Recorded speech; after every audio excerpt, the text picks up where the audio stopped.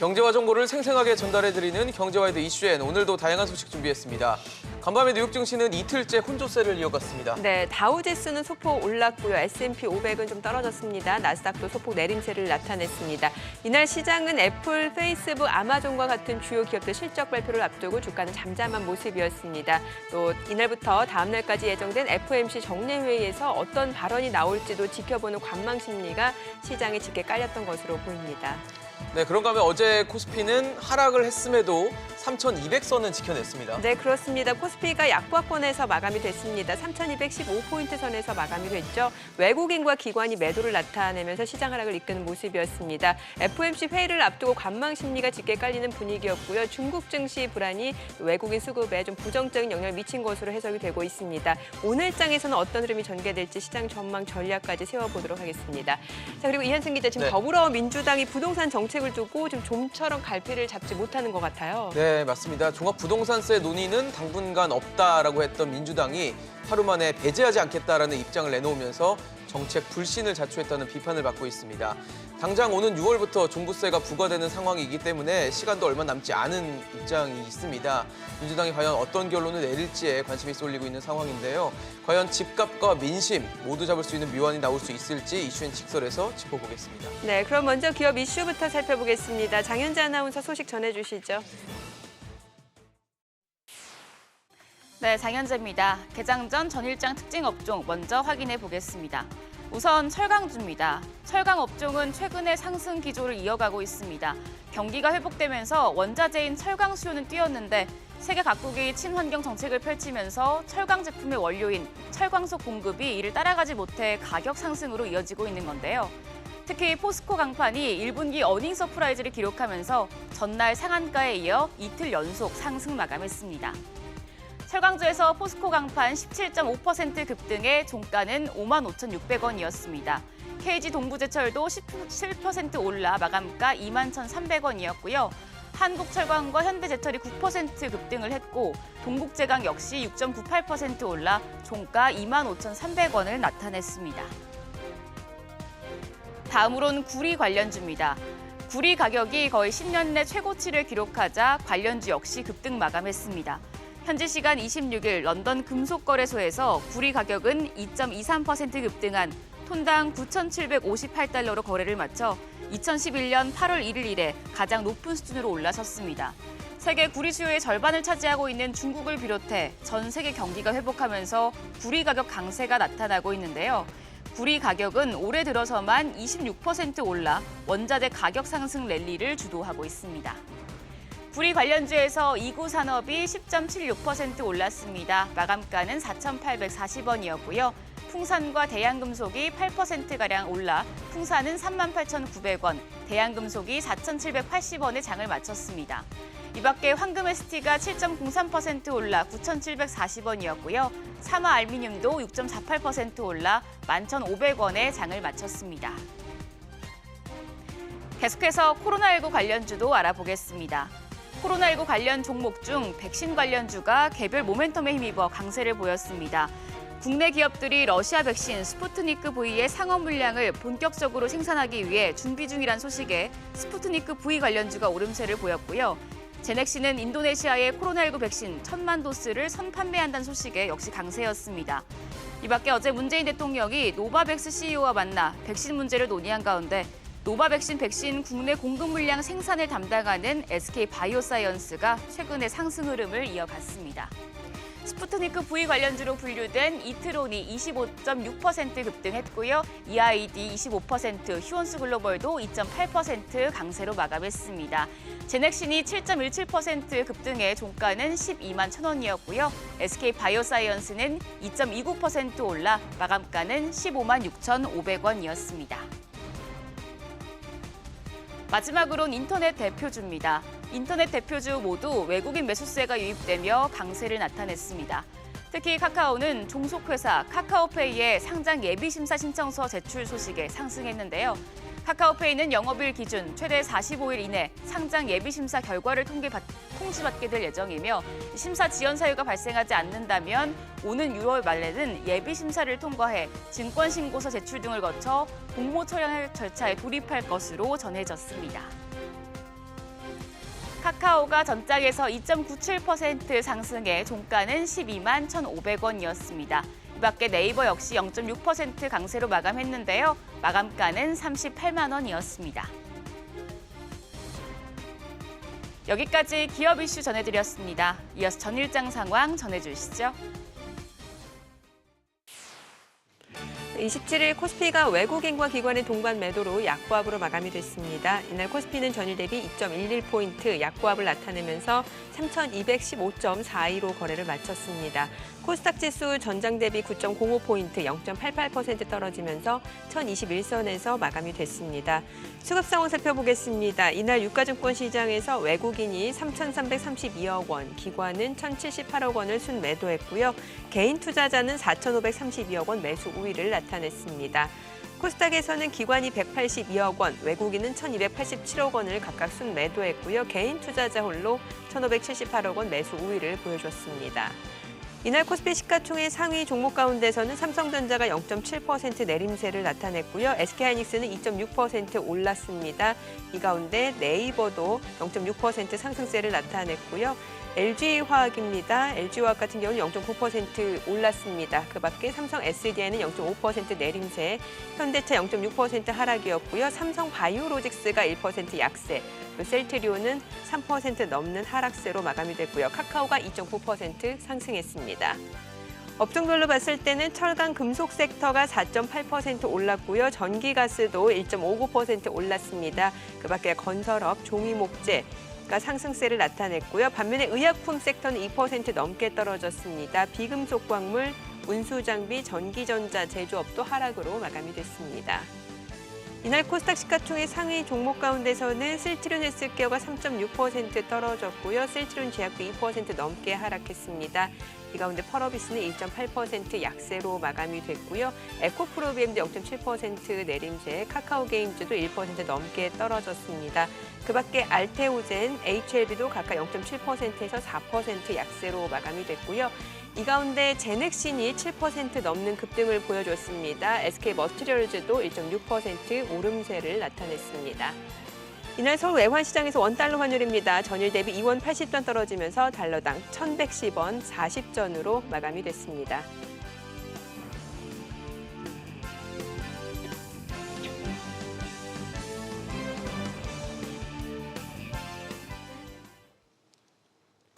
네, 전일장 국내 증시 그리고 새벽에 마감한 뉴욕 증시 상황 함께 체크해 보도록 하겠습니다. 안녕하세요. 안녕하세요. 네, 자 일단 나스닥하고 S&P 500이 좀 하락하는 모습이었습니다. 주요 기업들 실적 발표를 앞두고 관망 심리가 짙게 깔리는 분위기였고 또 이미 실적을 발표한 기업들은 대부분이 어닝 서프라이즈였는데 오히려 주가는 좀 잠잠했던 것 같아요.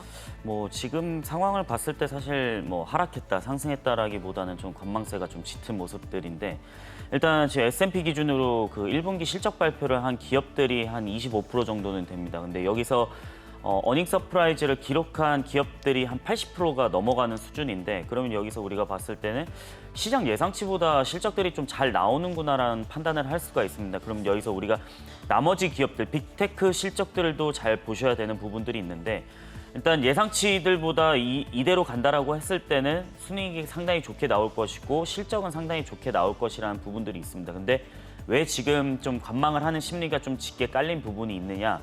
그거는 이제 이번 주에 있을 FOMC 때문이죠. 그렇죠. FOMC 때문에 어느 정도 이 스탠스, 그러니까 지금 연준의 스탠스가 어떻게 바뀌었는지 그리고 일단은 테이퍼링 언급이 있을지 없을지 그 부분에 대해서 사실 초점이 굉장히 크게 맞춰져 있는 부분이 있습니다. 그렇기 때문에 지금 당장은 이런 실적에 대한 초점들보다 이번 주는 좀 FOMC를 관망하고 가는 자세가 좀 필요하다라고 볼 수가 있겠고 그러면 여기서 우리가 좀 판단을 해야 될 거는 다음 주에 만약에 이런 테이퍼링 언급들이나 아니면은 정책 기조가 좀 완화적인 스탠스가 유지가 된다라고 했을 때는 추가적인 좀 매수나 아니면은 실적들로 다시 초점을 맞추는 경우가 좀 맞춰져 있으면 그 점에 포커스를 맞추면 좋겠다라고 말씀을 드리고 싶습니다. 네, 일단 시장에서는 아직까지는 크게 기존의 스탠스를 바꿀 것이라고 보지는 않는 것 같아요.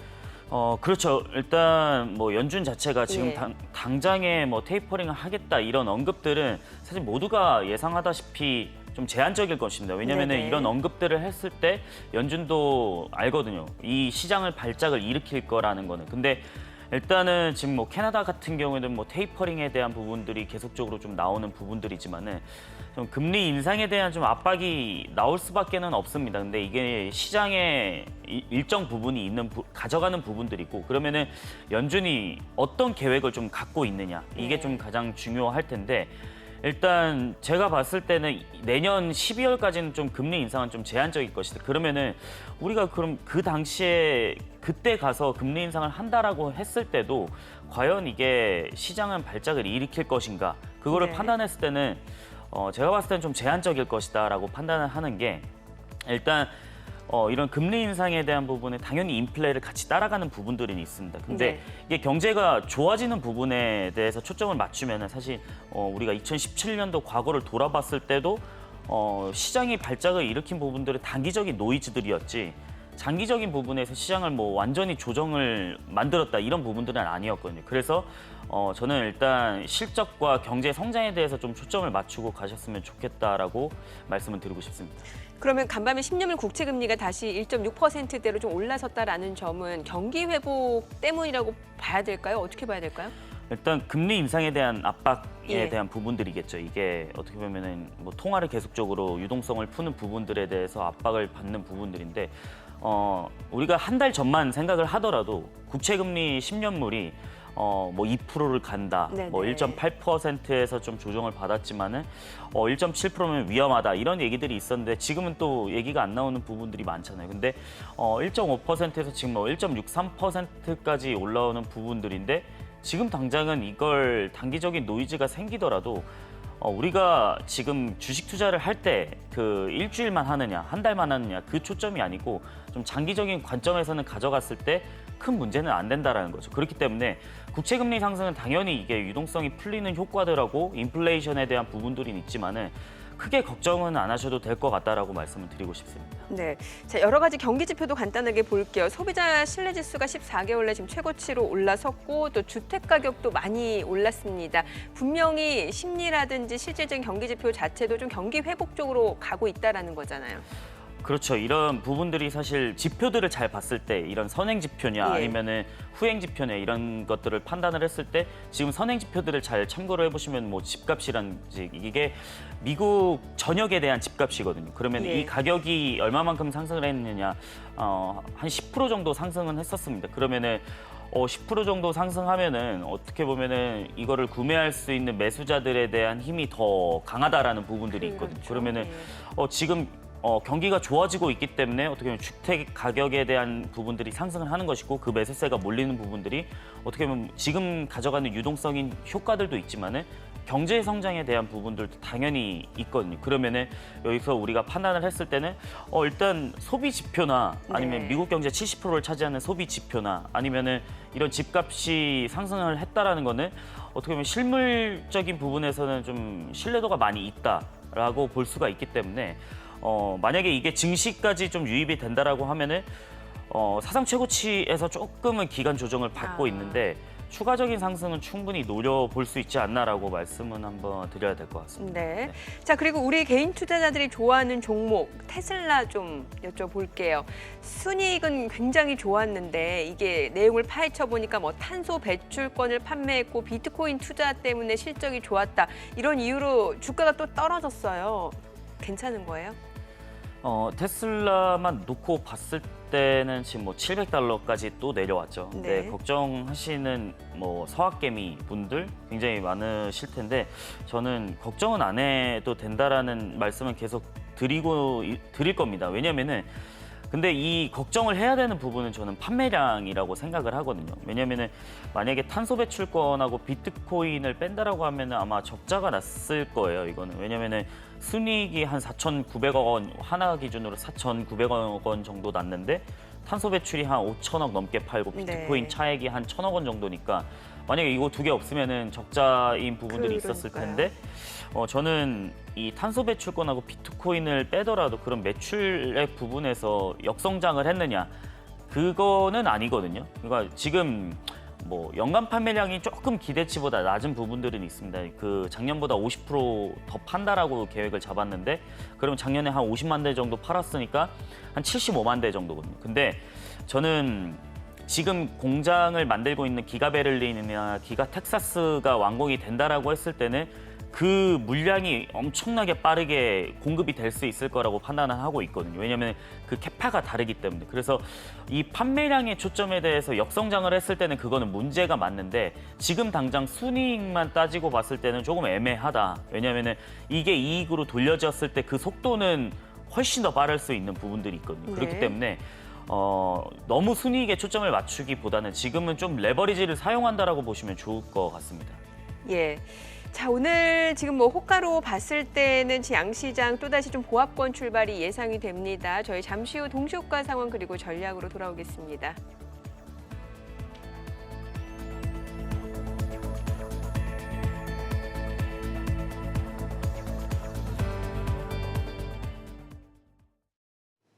그럼 전문가 연결해서 개장 전 3분 전략 세워보겠습니다. 유한타증권 유동원 글로벌 자산배분 본부장 전화로 연결돼 있습니다.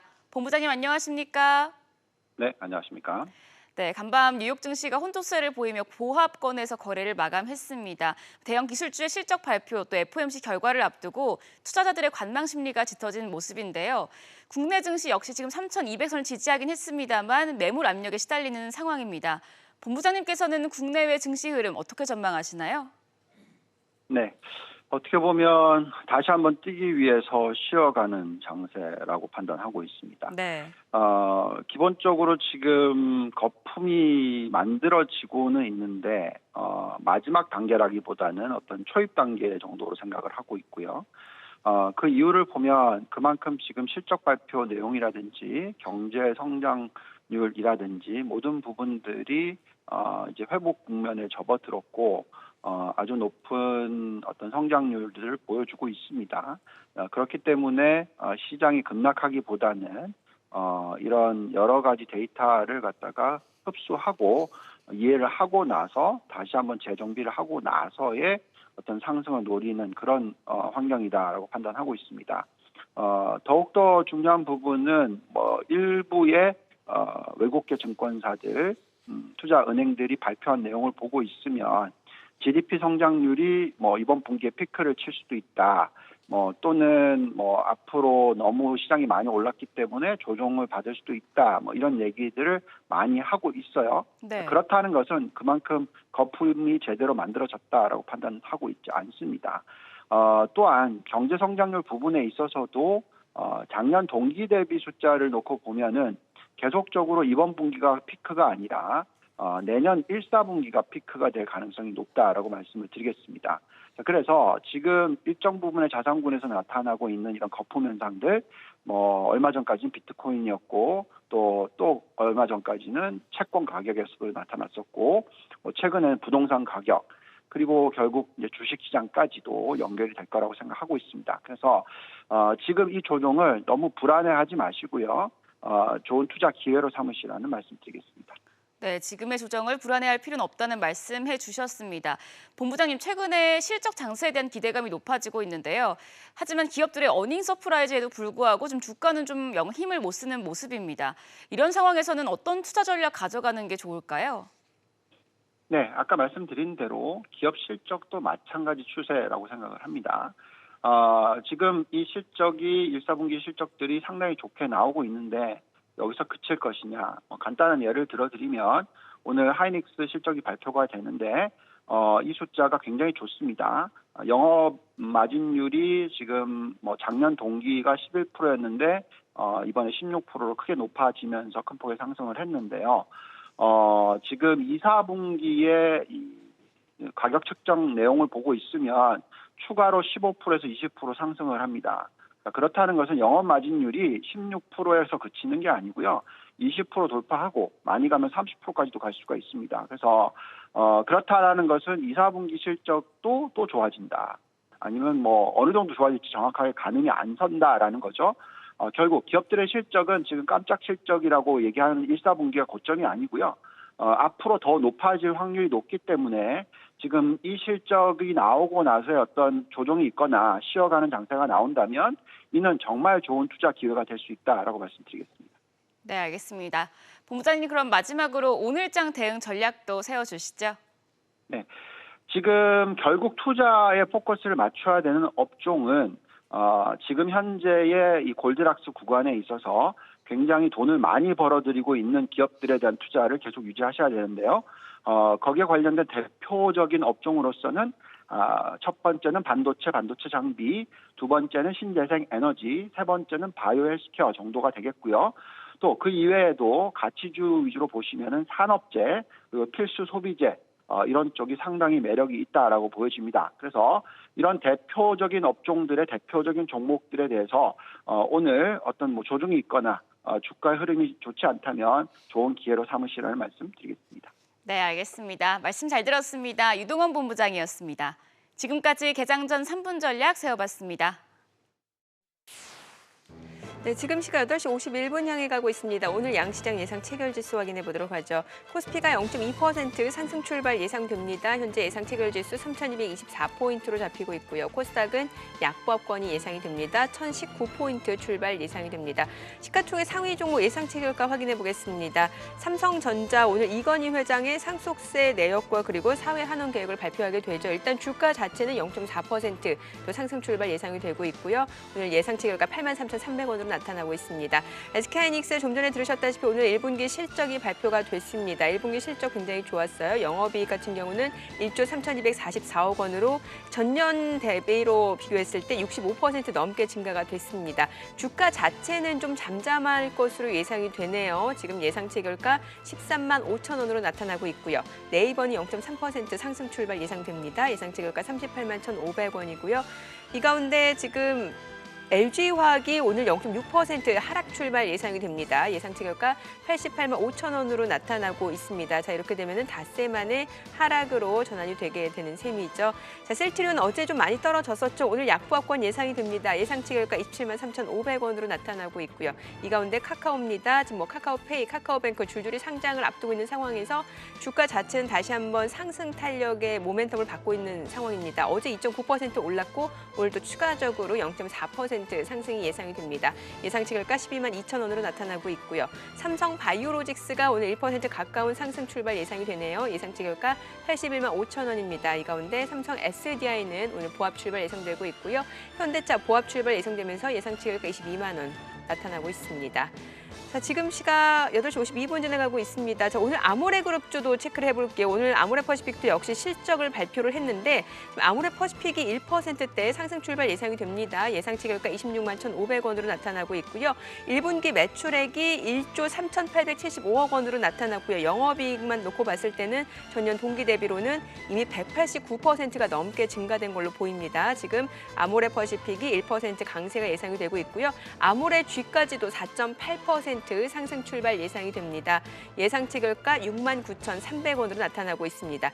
실적 시즌인 만큼 기업들 실적 발표에 따라 주가에도 좀 많은 영향을 미칠 수 있다는 점도 여러분들이 함께 체크해 보시면 될 것 같고요. 자, 어제 철강주 흐름이 좋았었죠. 철강주, 해운주 흐름 좋았는데 오늘 철강주 흐름도 체크를 해볼게요. 뭐 간밤에 구리 가격이 또다시 많이 올라갔습니다. 또 철광석 가격도 계속해서 상승세를 나타내고 있는 상황이죠. 포스코입니다. 오늘 0.7% 상승 출발 예상이 됩니다. 예상 체결가 38만 500원이고요. 현대제철도 1% 상승 출발 예상이 됩니다. 그리고 동국제강, KG 동부제철도 역시 오름세가 예상이 되고 있고요. 오늘은 철강 금속 섹터뿐만 아니라 기계 섹터의 강세도 예상이 됩니다. 업종 간의 순환매가 굉장히 빠르게 나타나고 있는 시장 구간이죠. 두산중공업이 오늘 3.5% 강세 예상됩니다. 예상 체결가 14,450원이고요. 두산인프라코어도 2.3% 상승 출발 예상이 됩니다. 예상 체결가 11,100원으로 나타나고 있고요. STX 엔진도 3.2% 강세가 예상이 되고 있고요. STX 중공업도 0.4% 오름세가 예상이 됩니다. 오늘 다시 한번 기계 섹터로 매기가 또 쏠릴 것으로 예상이 됩니다. 코스닥 시가총액 상위 종목 예상 체결가도 확인해 보겠습니다. 코스닥은 좀처럼 힘을 쓰지 못하고 있는 것 같아요. 특히 시가총액 상위 종목 위주로 대형주 쪽으로는 아직까지 주가는 상승 모멘텀을 받지 못하는 것 같아요. 셀트리온 헬스케어, 셀트리온 제약이 어제도 많이 떨어졌었는데 오늘도 추가적으로 약세가 예상이 됩니다. 각각 예상 체결가 11만 5,500원, 14만 1,300원으로 나타나고 있고요. 카카오게임즈는 보합 출발 예상됩니다. 에코프로비엠 어제도 좀 올랐었고 오늘도 0.2% 소폭 오름세 예상이 되면서 예상 체결가 49만 3,600원으로 나타나고 있고요.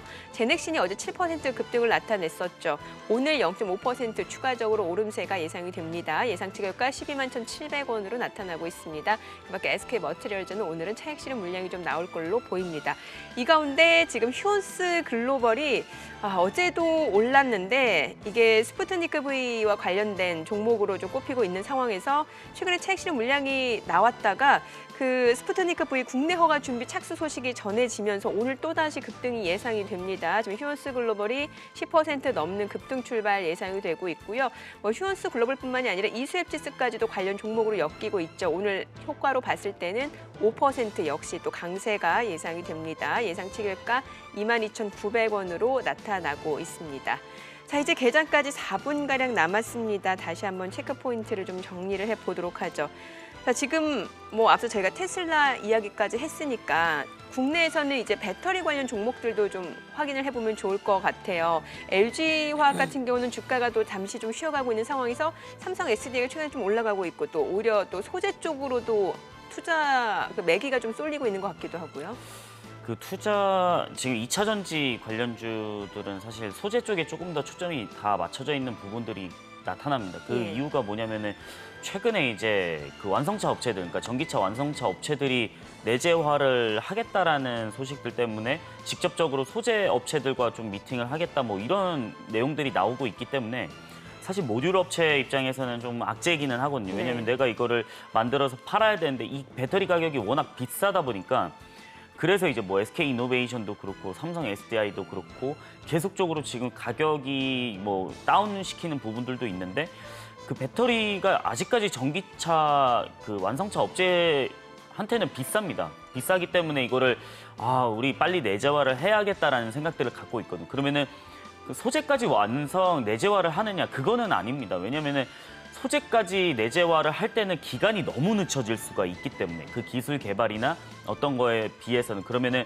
모듈 업체는 조금 더 부정적인 영향들은 있지만 그러면은 소재 업체는 직계약을 하기 때문에 조금 더 긍정적인 부분들은 있다라는 게 지금 2차 전지에 좀 분리되는 부분들이거든요. 그래서 뭐 LNF나 포스코 케미칼이나 뭐 에코프로비엠을 최근에 조금 반등하는 모습들을 나타나고 있지만 좀 뭐 SDI나 LG화학이나 이노베이션 같은 경우는 네. 조금 둔화되는 모습들을 보여주고 있거든요. 그래서 지금 소재 업체는 계속적인 좀 초점을 맞춰야 된다라고 한번 말씀을 드려야 될 것 같습니다. 그러니까 오히려 주가가 좀 이렇게 맥을 못 추고 있을 때가 좀 매수 기회가 될 수 있다라는 얘기겠죠. 그렇죠. 근데 예. 주가가 맥을 못 추는 부분들이 저는 뭐 LG화학 뭐 이런 완성 모듈 업체보다는 조금 더 소재한테 초점을 맞춰야 되는 부분들이 앞으로 지금 양극재에 대한 경쟁이 좀 이루어지지 않을까라는 생각들이 들거든요. 예. 그래서 이제 뭐 SKIET 같은 경우에도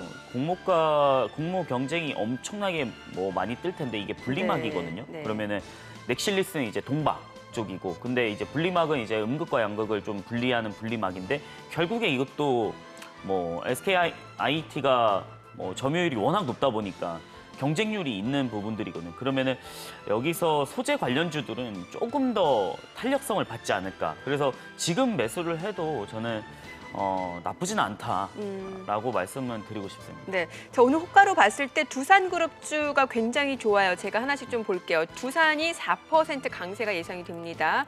58,600원 지금 호가가 나오고 있고 두산 인프라코어가 2.3% 또 상승 출발 예상이 되고 있고 두산 우선주까지도 5% 강세가 예상이 되고 있고요. 앞서 기계 섹터에서 또 두산 중공업까지도 저희가 좀 확인을 했습니다. 두산 중공업이 3.5% 강세 예상되고 있고 오늘 두산 그룹주가 동반 강세가 예상이 되는데 제가 좀 찾아보니까 지금 실적 자체가 굉장히 좋았어요. 그리고 친환경 기업으로 전환할 것이다라는 부분들도 역시 모멘텀이 되는 것 같고요. 어떻습니까, 두산그룹주? 이거죠. 그 주가가 이렇게 상승할 때 두산이라고 딱 생각을 했을 때 우리가 재무 구조 너무 안 좋다. 예. 뭐 재무적인 부분들 때문에 뭐 자회사들 매각을 너무 많이 했었고 예전에 이런 특히 부분들이 두산마켓 이슈도 있었고 이런 예. 부분들이 계속적으로 나타나는 부분들이 사실 리스크였거든요. 이게 불확실성이었는데 지금 1분기 실적이 두산중공업 기준으로 3,500억 정도 나왔는데 이게 11분기 만에 흑자 전환이거든요. 그럼 저희가 두산그룹주 네. 얘기를 개장하고 조금 더 들어보도록 하겠습니다. 자, 오늘 국내 증시 개장하겠습니다.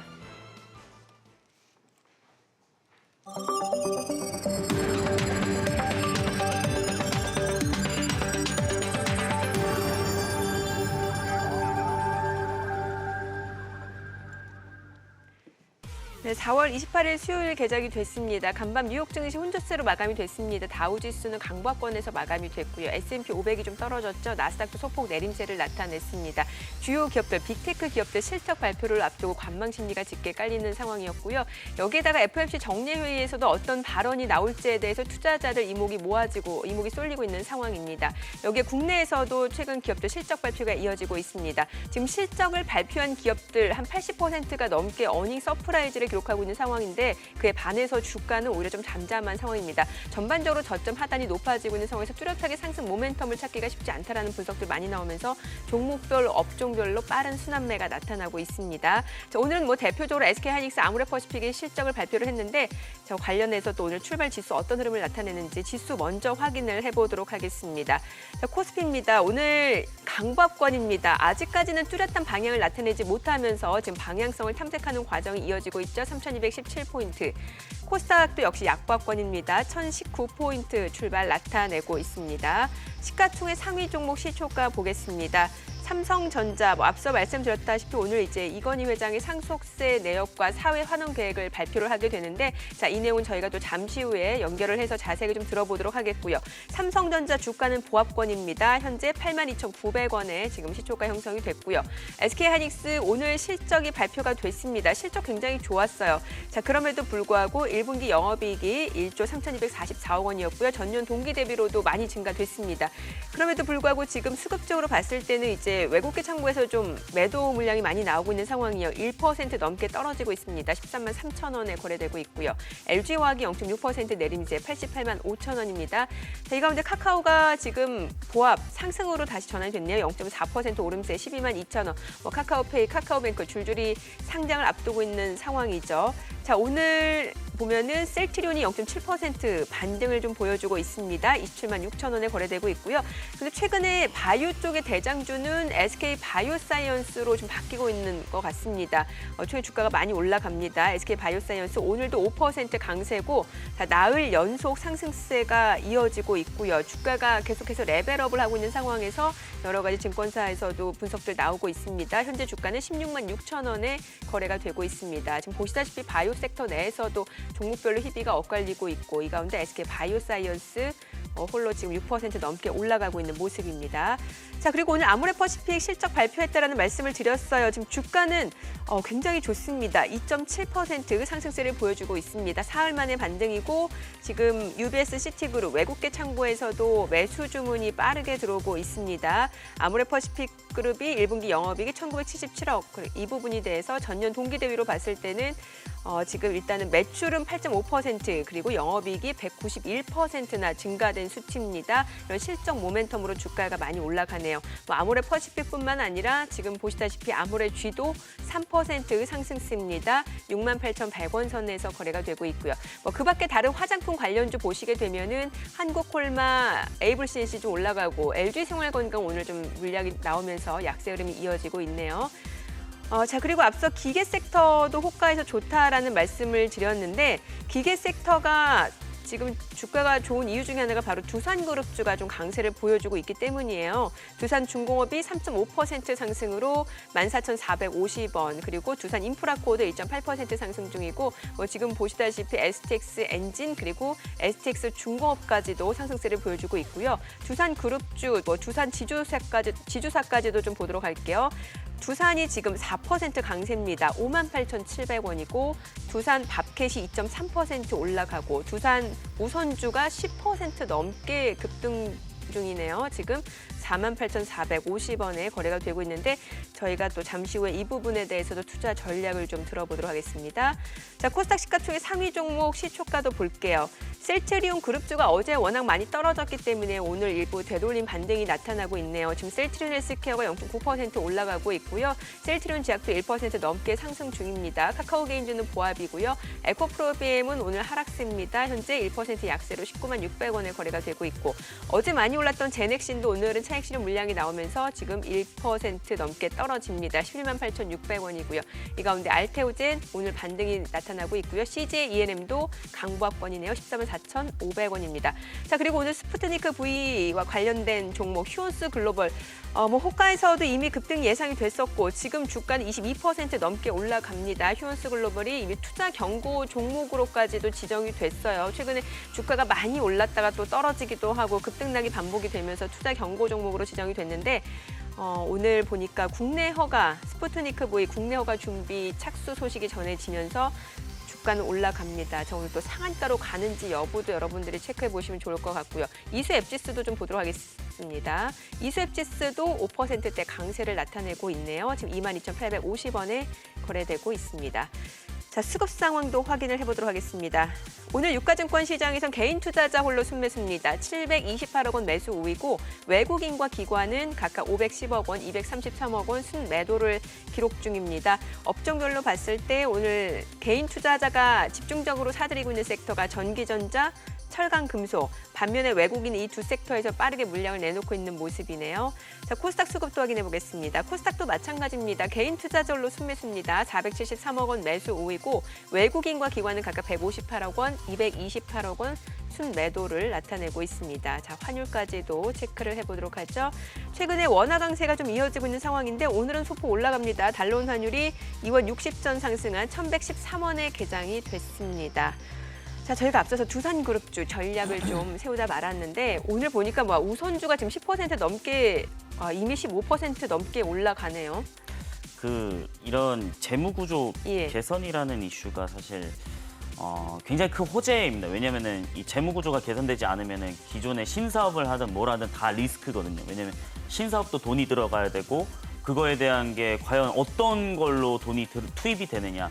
유상증자를 해도 주주가치가 희석이 되는 거고 예를 들어 뭐 자금 조달을 하더라도 채권으로 자금 조달하더라도 이자 비용이 나가는 거고 그래서 이게 신사업을 하더라도 재무구조가 개선되지 않으면은 사실 리스크가 굉장히 커지는데 아킬레스건인데 일단 1년 만에 두산이 재무구조 개선한 금액이 한 3조 원 가까이 되거든요. 그러니까 예. 엄청나게 좀 뼈를 깎는 노력을 많이 그러네요. 했다라는 거죠. 그래서 이제 영업이익이 잘 나왔다라는 거. 왜냐면은 작년만 해도 이제 금융비용 같은 경우에는 거의 1조 이상을 지출을 했거든요. 이게 다 그 금융적인 비용들인데 그러면은 이 비용이 확 낮춰진다라고 했을 때는 순이익까지 좀 반영이 된다라는 거. 그러면은 네. 이렇게 돈이 생기게 된다라고 했을 때는 영업이익이 생기고 순이익이 생기게 된다라고 했을 때는 신사업을 하더라도 순탄하게 할 수 있는 부분들이 있구나. 그리고 만약에 신사업이 실패하더라도 그렇게 큰 리스크는 아니구나라는 생각들이 나오게 되는 거거든요. 네. 그러면은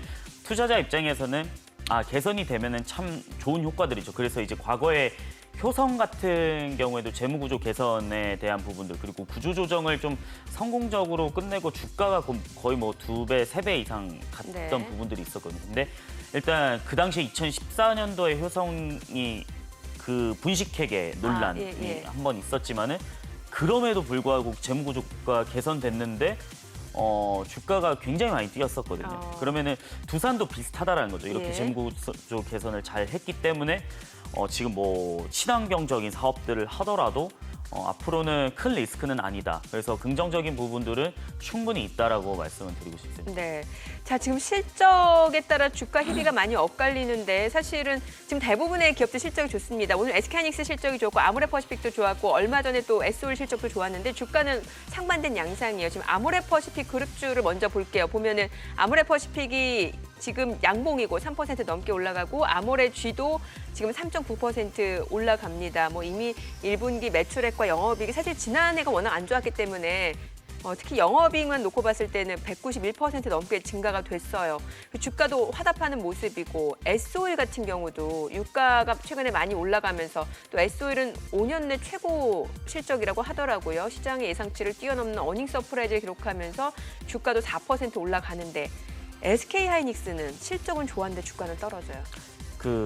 지금 SK하이닉스와 SO일 그리고 아까 말씀해주신 아모레퍼시픽 이런 것들은 사실 조금은 이젠 달라지는 부분들이 있죠. 왜냐면은 SK하이닉스는 기존에 많이 올라왔었던 부분들, 기존에 많이 올라왔었던 부분들이고 S-오일이나 아모레퍼시픽 같은 경우에는 지금 코로나 때문에 그렇게 부각을 받지 못했던 부분들이었거든요. 그러니까 이게 제가 얼마 전에 말씀드렸었던 경기 민감주에서 이제 철강주가 그동안에 되게 소외를 받았다가 네. 최근 주목을 받게 된 부분들이거든요. 왜냐하면 원자재가 슈퍼사이클로 인해서 원자재 가격이 먼저 선행을 하고 나서 이제 주가가 그게 이제 수요에 기반한 거다 보니까 그걸 가격 정가를 할 수 있기 때문에 중국에서 수요를 많이 필요로 하기 때문에 그러면 기존에는 좀 많이 소외가 됐다가 어느 정도 키 맞추기 장세가 있다라는 거죠. 그러면은 우리가 판단했을 때 지금은 그 성장주에 대한 초점과 경기 민감주에 대한 초점의 두 가지로 나뉘는데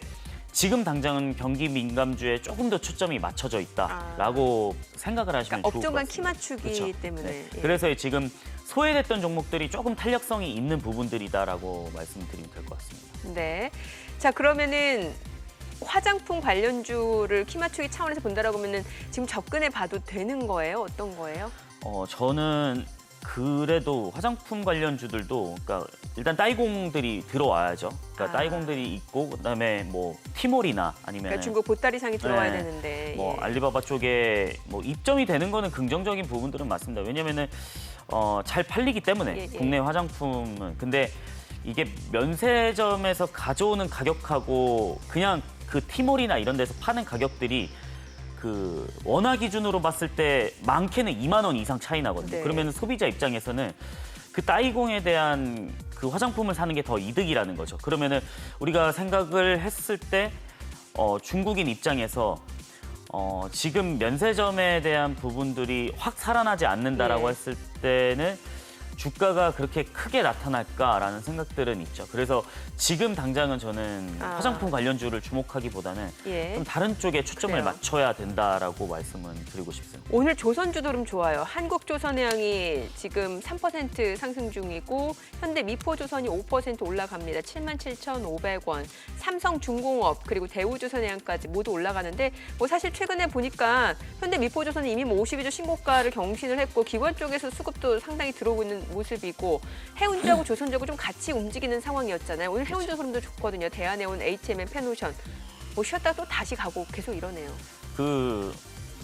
지금 해운은 물동량이 어마어마하다 보니까 배가 없어서 물동량 수출을 자체가. 못하는 예, 경우까지 예. 왔죠. 그래서 그 컨테이너 가격이나 지금 BDI 지수가 계속적으로 올라가는 게 수요는 어마어마하게 많은데 이게 배가 없으니까 예. 그러면은 조선사 입장에서는 배를 빨리 만들어서 이제 수주 실적을 올리는 부분들이고 이게 다 연관이 된다는 거죠. 선행 쪽에서 수출이 많이 일어나다 보니까 그거를 옮길 수 있는 배가 필요하고 그리고 그 운반할 수 있는 해운사가 실적이 많이 좋아지는 부분들. 그래서 대우조선해양도 지금 뭐 52주 신고가를 나타내는 부분들이 있고요. 근데 여기서 우리가 판단을 했을 때는 LNG선에 대한 부분들도 한번 판단을 하면 좋거든요. 왜냐하면 예. 지금 기존에 저는 해운주라고 했을 때 HMM 기준, 그러니까 예. 컨테이너선 기준으로 봤을 때는 와 너무 많이 올랐다 이거는. 그래요. 너무 많이 올랐다. 그래서 하방 압력이 좀 셀 수도 있겠다. 왜냐하면 지금 공매도가 5월 3일부터 시작이 되는데 가장 큰 타겟이 많이 오른 종목일 거거든요. 그러면은 여기서 공매도가 나왔을 때는 HMM이 그래도 좀 타겟이 되지 않을까. 공매도가 재개된다라고 하면은 네, 타겟이 예. 되지 않을까라는 부분들이 있고 그다음에 뭐 조선주는 저는 굉장히 좀 긍정적이라고 판단은 하고 조선주, 있어요. 근데 예. 그 이유가 뭐냐면 기존에 있었던 원래 중국 업체 조선이 굉장히 싸거든요. 값이 예. 싸서 글로벌 해운사들이나 아니면 LNG 선박들에 대한 수요가 좀 있었는데 아니 써보니까 2년 만에 고장이 나는 거예요. 그러니까 우리가 샤오미 핸드폰 쓰다가 이제 한 2년 정도 고장 나면은 뭐 6개월 만에 고장이 나는 거죠. 뭐 예, 배는 예. 거의 뭐 장기간 동안 쓰니까 이거 역시 싼 게 비지떡이구나 이런 생각들이 드는 거죠. 그래서 뭐 대우조선 한국 쪽으로 많이 이동을 하는 경우가 이제 생겼는데 네.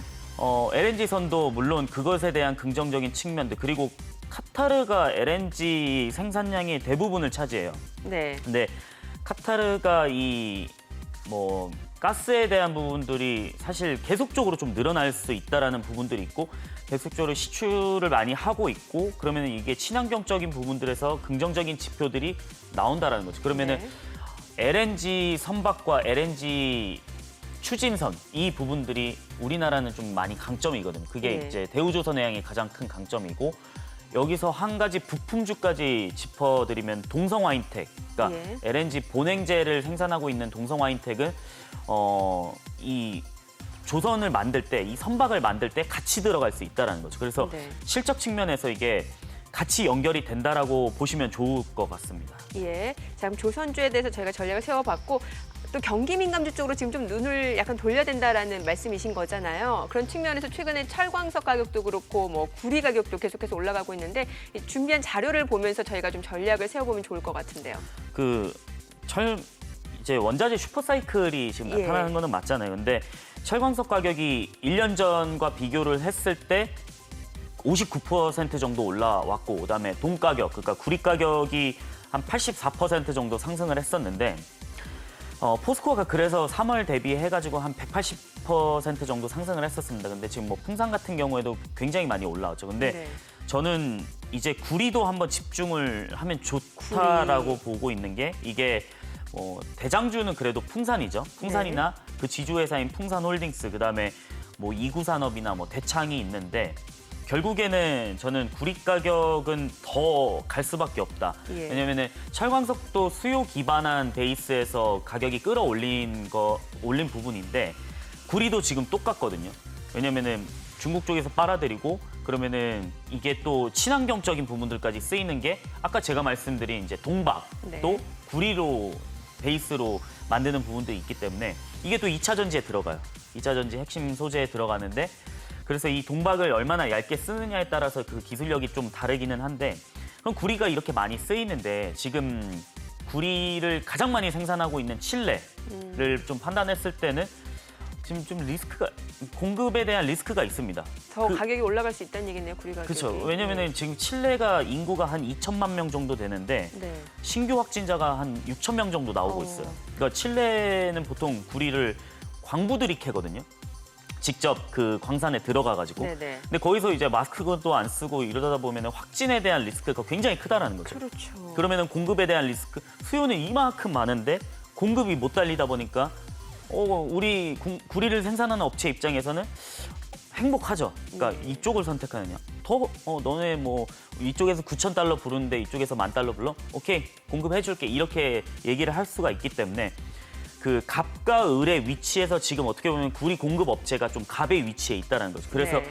가격 결정력이 지금은 공급 업체 쪽, 그 생산 업체 쪽에 있다라고 네. 말씀드리고 싶고, 그래서 지금 뭐 코로나19도 그렇고 지금 칠레 광산 노조 파업이 또 생겼어요. 그래가지고 공급에 대한 리스크가 두 가지 다 예. 생겼다라는 게 구리 가격을 좀 끌어올릴 수 있지 않을까. 그래서 지금 뭐 풍산이나 아니면 이구산업이나 뭐 대창 같은 경우는 그래도 좀 주목해야 되는데, 그 중에서 그래도 이제 풍산을 조금 더 봐야 예. 되는 이유가 방산 매출도 좀 많이 차지를 해요. 근데 방산 매출이 좀 저조하기는 한데 이 구리에서 커버치고도 남지 않을까라는 게 좀 주목해야 되는 점이라고 좀 말씀드리고 싶습니다. 와, 근데 저희가 또 얘기를 나누는 동안 아까 기계 섹터 내에서 저희가 두산그룹주 위주로만 봤는데 지금 STX 그룹이 엄청 많이 올라가요. STX 엔진이 지금 16%고 STX 중공업이 11% 넘게 올라가는데 왜 이렇게 올라가는 걸까요?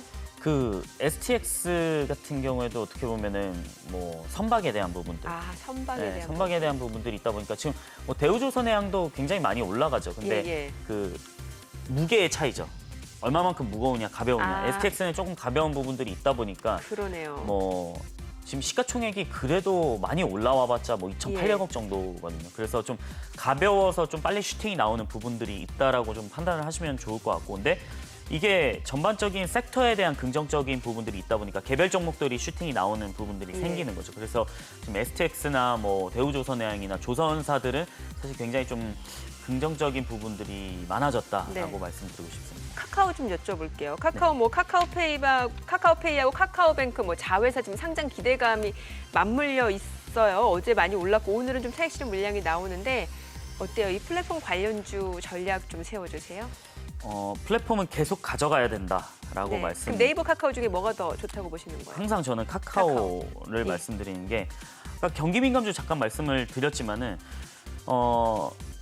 그래도 경기 민감주보다 지금 성장주에 초점을 맞춰야 됩니다. 그래도 비중을 따졌을 때, 그러니까 예를 들어 진짜 극단적인 예로 51%냐 49%냐를 따졌을 때도 51%는 성장주에 맞춰야 된다라는 네. 생각인데 그 이유가 뭐냐면은 결국에는 지금은 패러다임이 좀 많이 바뀌는 부분들이 있거든요. 근데 경기 민감주에서 그래도 항상 똑같은 말씀을 드리지만 그래도 봐야 된다라고 했을 때는 포스코나 현대제철이나 네. 아니면은 지금 또 구리 가격을 봤을 때는 풍산 예. 또 한번 보셔야 되는 게 경기 민감주에 대한 초점들도 수익률을 크게 나타낼 수 있기 때문에 근데 그래도 성장주에 집중을 해야 되는 거는 성장주는 이런 레버리지에 대한 효과가 상당히 크기 때문에 예. 그래서 뭐 카카오나 아니면은 2차 전지 관련주나 네. 아니면 반도체 이런 부분들은 꼭 포트폴리오에 좀 담아야 되지 않을까라는 생각들은 들거든요. 그래서 네이버 카카오냐라고 했을 때 저는 그래도 카카오를 선택을 해야 된다. 왜냐면은 계속 똑같은 말씀을 드릴 수밖에 없는 거는 네이버는 검색 기반에 대한 트래픽으로 광고를 창출하지만 광고 수익을 네. 창출하지만 카카오는 그냥 메신저 기반의 트래픽으로 창출을 하거든요. 근데 네. 최근에 우리가 봤을 때 네이버를 많이 들어가느냐, 카카오를 많이 들어가느냐, 그냥 실질적인 예로 들어드리면 카카오를 더 많이 뭐 들어가거든요. 카카오야 카카오톡을 그리고- 늘상 쓰니까. 그렇죠. 그리고 예. 유튜브 지금 10대, 20대 같은 경우에는 검색 기반이 다 유튜브로 유튜브나 하죠. 예. 구글 쪽으로 많이 맞아요. 뺏기고 있어요. 그래서 구글 광고도 구글 검색 광고도 또 있어요. 구글 네. 검색 광고도 계속 치열해지고 있는 부분들이 있거든요. 그래서 검색 기반 광고는 지금 시장을 좀 나눠 먹고 있다. 그래서 네이버냐 카카오냐라고 했을 때 저는 카카오를 좀 선택해야 되지 않을까라고 말씀드리고 싶습니다. 네, 알겠습니다. 포트폴리오 전략까지 이야기 들어봤습니다. 오늘 말씀 고맙습니다. 잘 들었습니다. 네, 지금 시각 9시 21분 지나가고 있습니다. 자, 외국인 어제장 어떤 종목 순매수했는지 외국인 순매수 상위 종목 현재 주가 보겠습니다. 신풍제약, LG화학, SK이노베이션, SK하이닉스, 현대제철 외국인 순매수 상위 종목입니다. 자, 오늘 주가 좀 보시게 되면은 지금 신풍제약이 상승 중이고 그 밖의 종목은 좀 하락세가 이어지고 있네요. 그 밖에 카카오, 하이브, 롯데케미칼, 풍산, 신한지주도 역시 외국인 순매수 상위 종목입니다. 오늘 하이브도 내림세고 롯데케미칼, 신한지주가 올라갑니다. 오늘 금융주가 또 흐름 좋아요. 기관 순매수 상위 종목도 살펴보도록 하죠. SK하이닉스, S-오일, SK이노베이션, LG디스플레이, 롯데케미칼입니다. 오늘 S-오일 주가 많이 올라가죠. 롯데케미칼도 주가 좋고요. 현대제철, 포스코, 현대글로비스, 삼성엔지니어링, 금호석유 역시 기관 순매수 상위 종목입니다. 오늘 포스코가 내림세를 나타내고 있고요. 삼성엔지니어링이 좀 올라가고요. 금호석유는 하락세입니다. 지금 시각 9시 22분 지나가고 있습니다. 시장 전체적인 흐름 확인해 볼게요. 코스피입니다. 0.2% 내림세로 3,207포인트고요. 코스닥 0.47% 하락입니다. 1,016포인트입니다. 오늘 4월 28일 수요일 개장 상황 전해드렸습니다.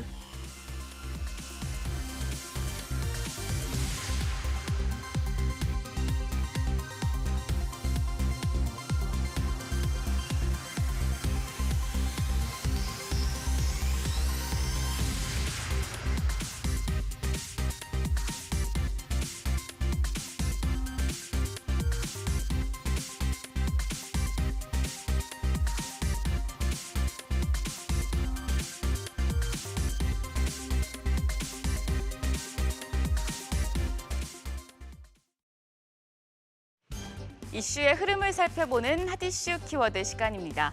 인터넷과 SNS를 뜨겁게 달구고 있는 키워드 함께 보시죠. 첫 번째 키워드는 이상직 구속입니다.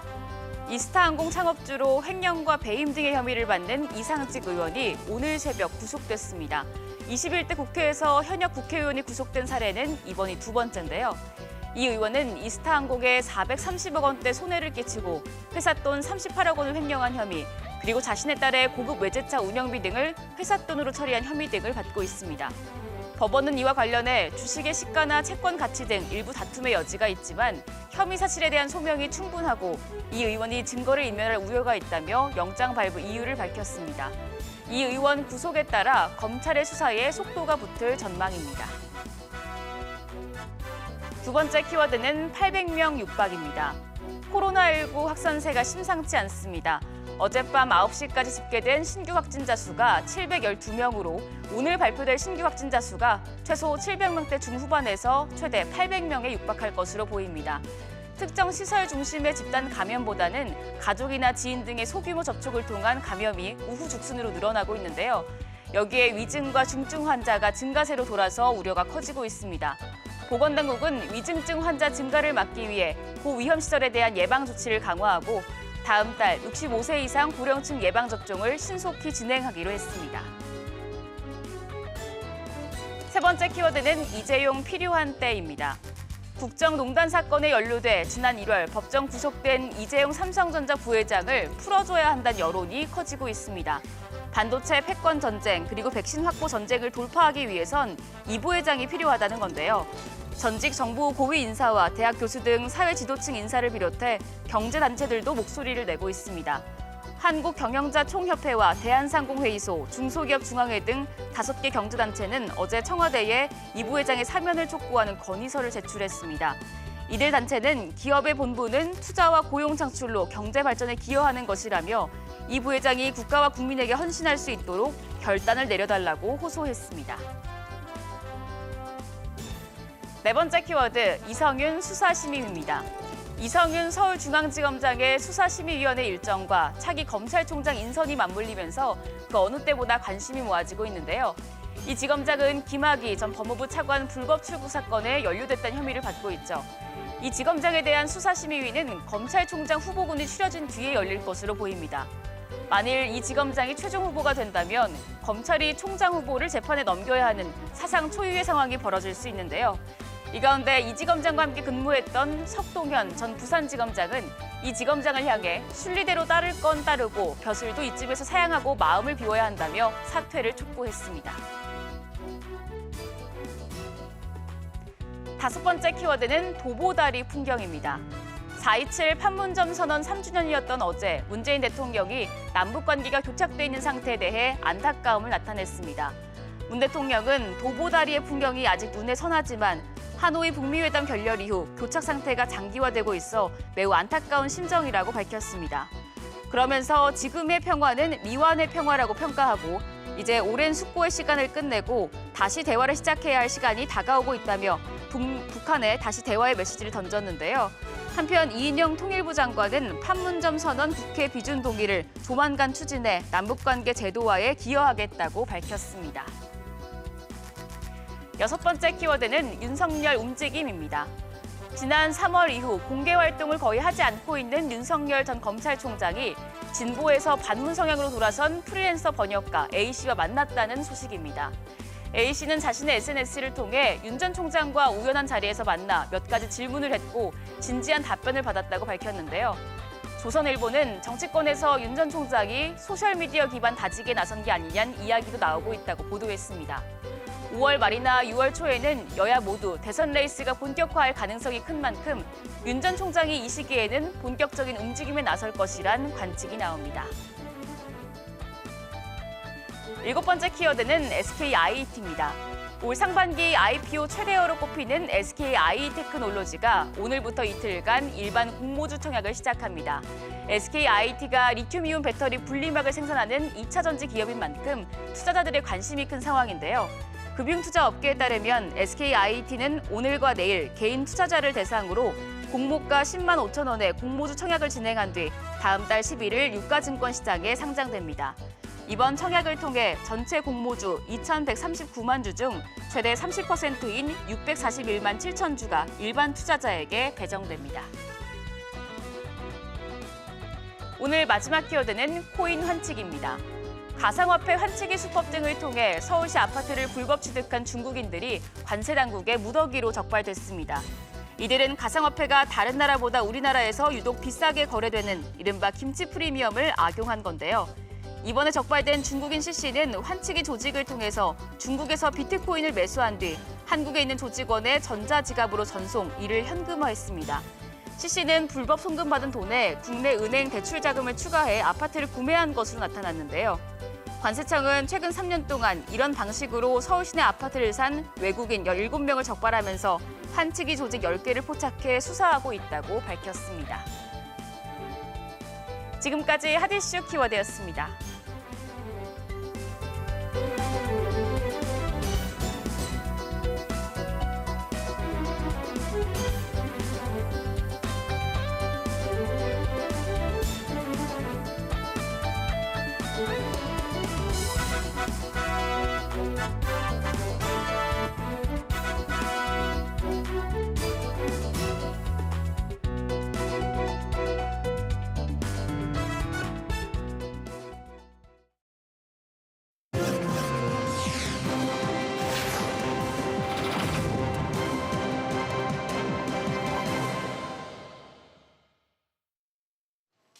해법을 찾는 토론 이슈엔 직설 시작하겠습니다. 더불어민주당이 부동산 세제에 손을 댈지 말지를 두고 좀처럼 갈피를 잡지 못하고 있습니다. 4.7 재보선에서 참패한 이후 일관성 없는 발언들을 쏟아내면서 오히려 시장에 혼란만 부추기고 있다는 비판까지 나오는데요. 이 부동산은 우리 국민들에게 그 어떤 분야보다 예민하게 반응할 수밖에 없는 부분이겠죠. 이를 고려할 때 보다 신중한 접근과 고민이 필요해 보입니다. 오늘 그 방향성과 또 어떤 점을 수정해야 될지 함께 체크해 보겠습니다.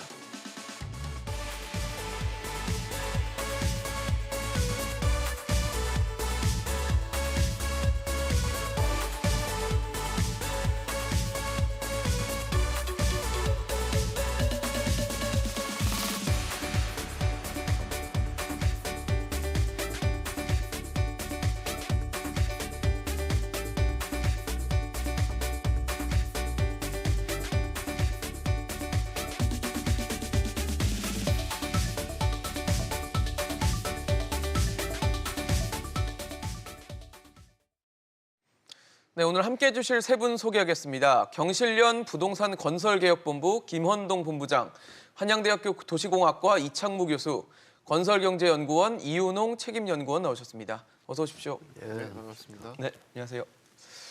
네, 더불어민주당의 최근 부동산 특위까지 발족을 하면서 세금 논의를 하고 있다, 아니면 안 하고 있다, 각종 얘기가 나오고 있는데 논의가 없다고 했다가 하루 만에 또 번복하는 상황이 되고 있습니다.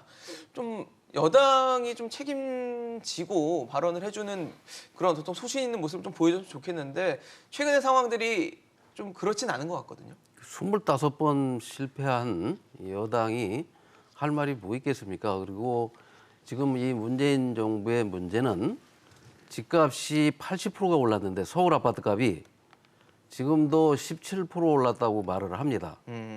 그러면서 공시가격을 60%를 올렸고 특히 2021년에 20%를 올린다고 하니까 집값이 17% 올랐는데 한 해 공시가격만 20%를 올리고 그다음에 4년간 공시가격을 60% 올려서 세금을 엄청나게 부과하면서 집값은 안 올랐다고 정부가 지금 말을 하고 있고 아직도 집값은 작년에는 14%라고 김현미 장관이 계속 주장을 하다가 최근에 우리가 공문을 보내니까 17%라고 네네.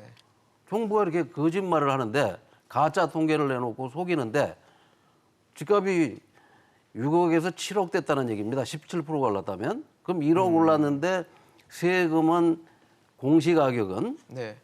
6억에서 8억으로 집값 오른 것보다 더 많이 세금을 때려 올리니까 그러니까 정부가 하는 말들이 앞뒤가 맞지 않고 그래서 선거에서 이 대패를 했고 네. 그러니까 지금 선거 이후 오락가락하고 정신을 못 차리고 있을 뿐이죠. 그럼 그게 본질입니다. 사실 지금 그러니까 앞서서 나왔던 부동산 20번이 넘는 부동산 정책에서도 실패를 받고 현실에 대한 인식 자체도 좀 잘못돼 있다라는 말씀을 주셨는데 아무래도 더불어민주당 특히 이번에 재보선을 통해서 국민의 좀 준엄한 심판을 받았다, 또 겸허히 받아들이겠다, 각종 얘기를 하고 있는데 세금 얘기를 갖고는 또 가타부터 말이 또 달라지다 보니까 국민들이 굉장히 혼란스러운 상황이거든요. 어떻게 보세요, 교수님? 글쎄요, 쉽지 않겠죠. 쉽진 여태까지 않죠. 방향성이라는 게 어쨌든 부자들에 대한 과세에 대해서는 굉장히 밀어붙이는 그런 구도였고 특히나 이제 이번에 논란이 되는 부분이 종합부동산세 부분인데 계속 강화하는 방향으로 갔었거든요. 가장 최근에 지난해 70대 책인가요? 네네. 거기서 나온 이제 결과가 종부세 상한을 6%까지 올리는 구도로 높이는 걸로 갔었으니까요. 6월 1일부터죠. 네. 그 안이 나온 게 이제 70대 네. 책이죠. 그렇죠. 그런 방향성으로 쭉 가다가 이번에 재보선을 겪으면서 이 세금 조세 저항에 대한 부분을 감지를 한 거죠.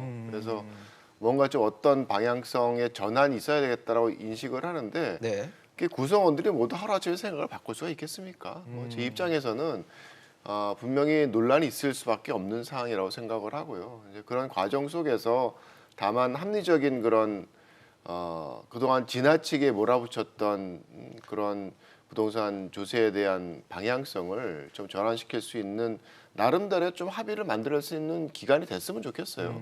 이게 뭐 하루아침에 뭐 이래라 한다고 다 따라가지고 우르르 간다고 이게 될 수 있는 게 아니라 구성원들이 그 필요성에 대한 부분을 인식을 할 만큼 뭔가 토론이 갈등이 있어야죠. 이제 그러고 나서 이제 해결이 돼야지 적당한 답안으로 갈 수 있을 것 같아서 저는 기본적으로는 이번 기회에 그 방향성을 좀 전환시킬 수 있는 그런 기회로 삼았으면 뭐 민주당을 위해서도 결과적으로 좋을 거고 국민들을 위해서도 바람직한 방향으로 갈 수 있는 가능성이 있다라고 생각을 합니다.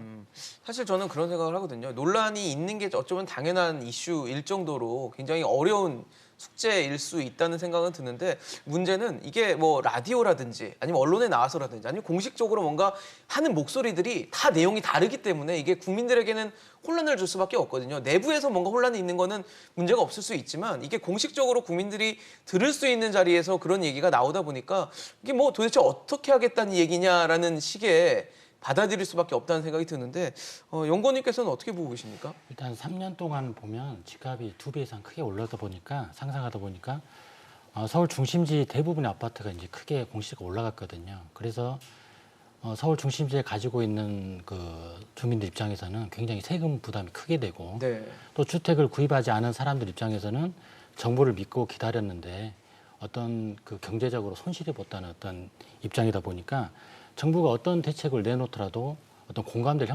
형성하지 못할 가능성이 높거든요. 첫 번째는 세금이 많이 올라갔다는 소득은 그대로인데 계속 세금 올라가다 보니까 어떤 정부를 또 불신하게 되고 또 정부를 믿고 집을 안 사는 사람들 입장에서는 그 세금을 또 축소시켰을 때 어떤 갈등이 또 초래되다 보니까 정부가 어떤 정책을 내놓더라 할지라도 지금 현 상황에서는 주민 공감대를 형성할 수 없고 불신이 될 수밖에 없는 상황이죠. 그래서 지금 상황에서는 정부가 집값을 안정화시키는 정책을 좀 추진하고 이런 정책이 돼야만이 지금 분열이나 갈등이 없어지지 않을까 그런 생각이 듭니다. 사실 뭐 앞서 본부장께서도 말씀해 주셨던 것처럼 25번째의 어떻게 보면 실패를 보여줬었고 그다음에 정부가 논의했던 얘기가 그거거든요. 부동산 시장 안정화 시키겠다. 그러니까 조금만 기다려달라. 라는 얘기를 계속 해왔고 그다음에 그 이후에 최근에는 뭐 어떻게 보면 결정타라고 할 수 있는 LH 사태까지 터지면서 굉장히 이 부동산 정책과 부동산 시장에 대한 국민들의 신뢰가 바닥에 지금 떨어진 상태거든요. 예, 작년 2020년 1월 초에 대통령께서는 기자들하고 만나서 집값을 안정시키겠다. 네. 그 안정이라 하면 자기 취임 이전 수준으로 집값을 돌려놓겠다. 돌려놓겠다. 이렇게 말씀을 하셔놓고 그다음에 2020년에 내놓은 대책들은 전부 대통령께서 직접 주도를 한 겁니다. 이 세제 대책도 작년 김현미 장관을 국토부 장관을 청와대로 불러서 네. 세제 대책에 대한 지시를 직접 했었어요. 세제 대책은 사실은 이 기재부 장관 홍남기 경제부총리를 불러서 지시를 했어야 되는데 깜짝 놀랐어요. 왜 국토부 장관을 불러다가 이 부동산 세제에 대한 대책을 직접 지시를 했는지. 세금 제도는 기획재정부에서 담당하고 있기 때문이겠죠. 근데 왜 국토부 장관을 불러다가 그런 지시를 내렸는지는 모르지만 그리고 종합부동산세를 뭐 6%까지 최고 세율을 높이고 한 것들이 이제 곧 작동이 될 텐데 작년에 대통령이 직접 부동산 대책을 진두지휘했지만 오히려 작년이 가장 집값이 많이 올랐습니다. 그리고 지금도 어떻게 보면 국토부 장관도 LH 사건이 터졌는데도 또 여러 가지 문제가 있었는데도 이사 대책이라는 그 공급 대책. 공급 대책을 추진하라고. 작년 8사 대책에 127만 호, 2사 대책으로 62만 호에서 190만 호를 공급하겠다. 말도 돼. 국민 누구도 믿지도 않을 만한 그런 대책을 내놓고 있는 여당이 네. 그 여당은 작년에도 이 이낙연 대표가 미래 주거 뭐 부동산과 관련된 특위를 만들어 가지고 운영을 했고 네. 뭐 또 이제 선거 패배하고 또 무슨 특위를 만들어서 또 운영한다고 그러고 아니 부동산 특별위원회를 아무리 만들면 뭐 합니까? 즉 아까 말씀하신 대로 당내에 있는 국회의원들이 다 중구난방으로 통일되지 않은 발언을 막 쏟아내고 하나도 실현 가능성도 없고 국민들이 볼 때는 국민 눈높이에 맞지도 않는 그런 대책들을 방송이나 이런 데 나와서 계속 자기들끼리 충분히 논의되지 않은 거를 이야기해서 네네. 오히려 정부에서조차도 이걸 어느 장단에 춤을 춰야 될지 모르는 그런 혼란한 상황이 지금 전개되고 있는 거죠. 그렇죠. 지금 뭐 상실 뜨거운 화두가 되고 있는 뭐 세금이라고 하면 종합부동산세일 텐데 앞서 교수님 말씀해주신 것처럼 종합부동산세율을 이제 높이기로 했고 그 높이는 시행일이 이제 6월 1일입니다. 얼마 남지 않은 상황에서 뭔가 좀 만약에 변화를 준다면 그 전에 좀 변화를 주는 게 낫지 않겠냐라는 얘기가 있는데. 굉장히 어려운 문제이기도 하고요. 당 내에서도 지금 뭐 각종 얘기가 나오고 있는 상황에서 어떻게 과연 갈 것인가 아니면 뭐 결국은 뭐 내년에 또 대선이라는 빅 이벤트가 있기 때문에 결국은 세제를 완화하는 식의 방향으로 갈 것인가를 두고도 뭐 얘기가 많아요. 교수님 어떻게 보고 계십니까? 뭐 일종의 이제 가치의 변화를 만들어내야 되는 상황이라서, 그러니까 작년 뭐 재작년에 그런 부동산 규제 강화에 그런 주체들을 보게 되면 기존하고 틀리게 굉장히 당이 주도했던 게 많아요. 그러니까 뭐 이런 기본적인 구성원들이 갖고 있는 뭐 나름대로의 어떤 믿음이겠죠. 뭐 신념 같은 것들이 막 정제되지 않고 나오면서 이 전월세 상한제에 대한 부분이 갑자기 입법화되고, 그다음에 70대차 같은 경우에는 뭐 세계에서 가장 극강의 그런 조합들, 뭐 종부세 6%, 뭐 취득세 12%, 양도소득 75%, 이게 다 따로 의미가 있지만 합치면 망하는 장사거든요. 그렇죠. 근데 이런 숫자에 대한 개념 없이 막 밀어붙이는 그런 상황을 만들어낸 게 지금 상황이라서 뭐 그분들의 생각이 하루아침에 바뀌기가 쉽지가 않겠죠. 그래서 좀 많은 부분 싸움이 있어야 된다고 저는 기본적으로 생각합니다. 네. 있는 그대로 자기 생각을 드러내놓고 이게 정말 먹혀 들어갈지 안 먹혀 들어갈지가 좀 가슴 아픈 그런 토론이 이어져야 된다고 생각을 하고요. 네. 근데 어쨌든 그렇게 도입된 그런 그 조세 강화에 대한 부분들, 그다음 나중에 또 얘기가 될지 모르지만 대출 규제에 대한 부분들이 네. 시장 가격을 안정시켰느냐? 그 김원동 그 본부장님 본부장님께서, 말씀하신 것처럼 이게 사실 상승률이 가장 높았던 시기가 작년이에요. 그래서 보게 되면 2019년 말이죠. 16 대책인가요? 네. 그 이후에 이 20년 동안 발생했던 게 서울이 20% 오르고요. 실거래가 지수로. 그다음에 동부권이 30% 올랐어요. 그 이후에도. 네, 1년 동안. 그리고 동남권은 14% 올랐어요. 그러니까 뭔가 고가 주택에 대한 차별화된 조세와 대출 규제에 대한 부분들이 만들어낸 효과라는 게 시장을 안정시키는 것이 아니라 결국 풍선 효과죠.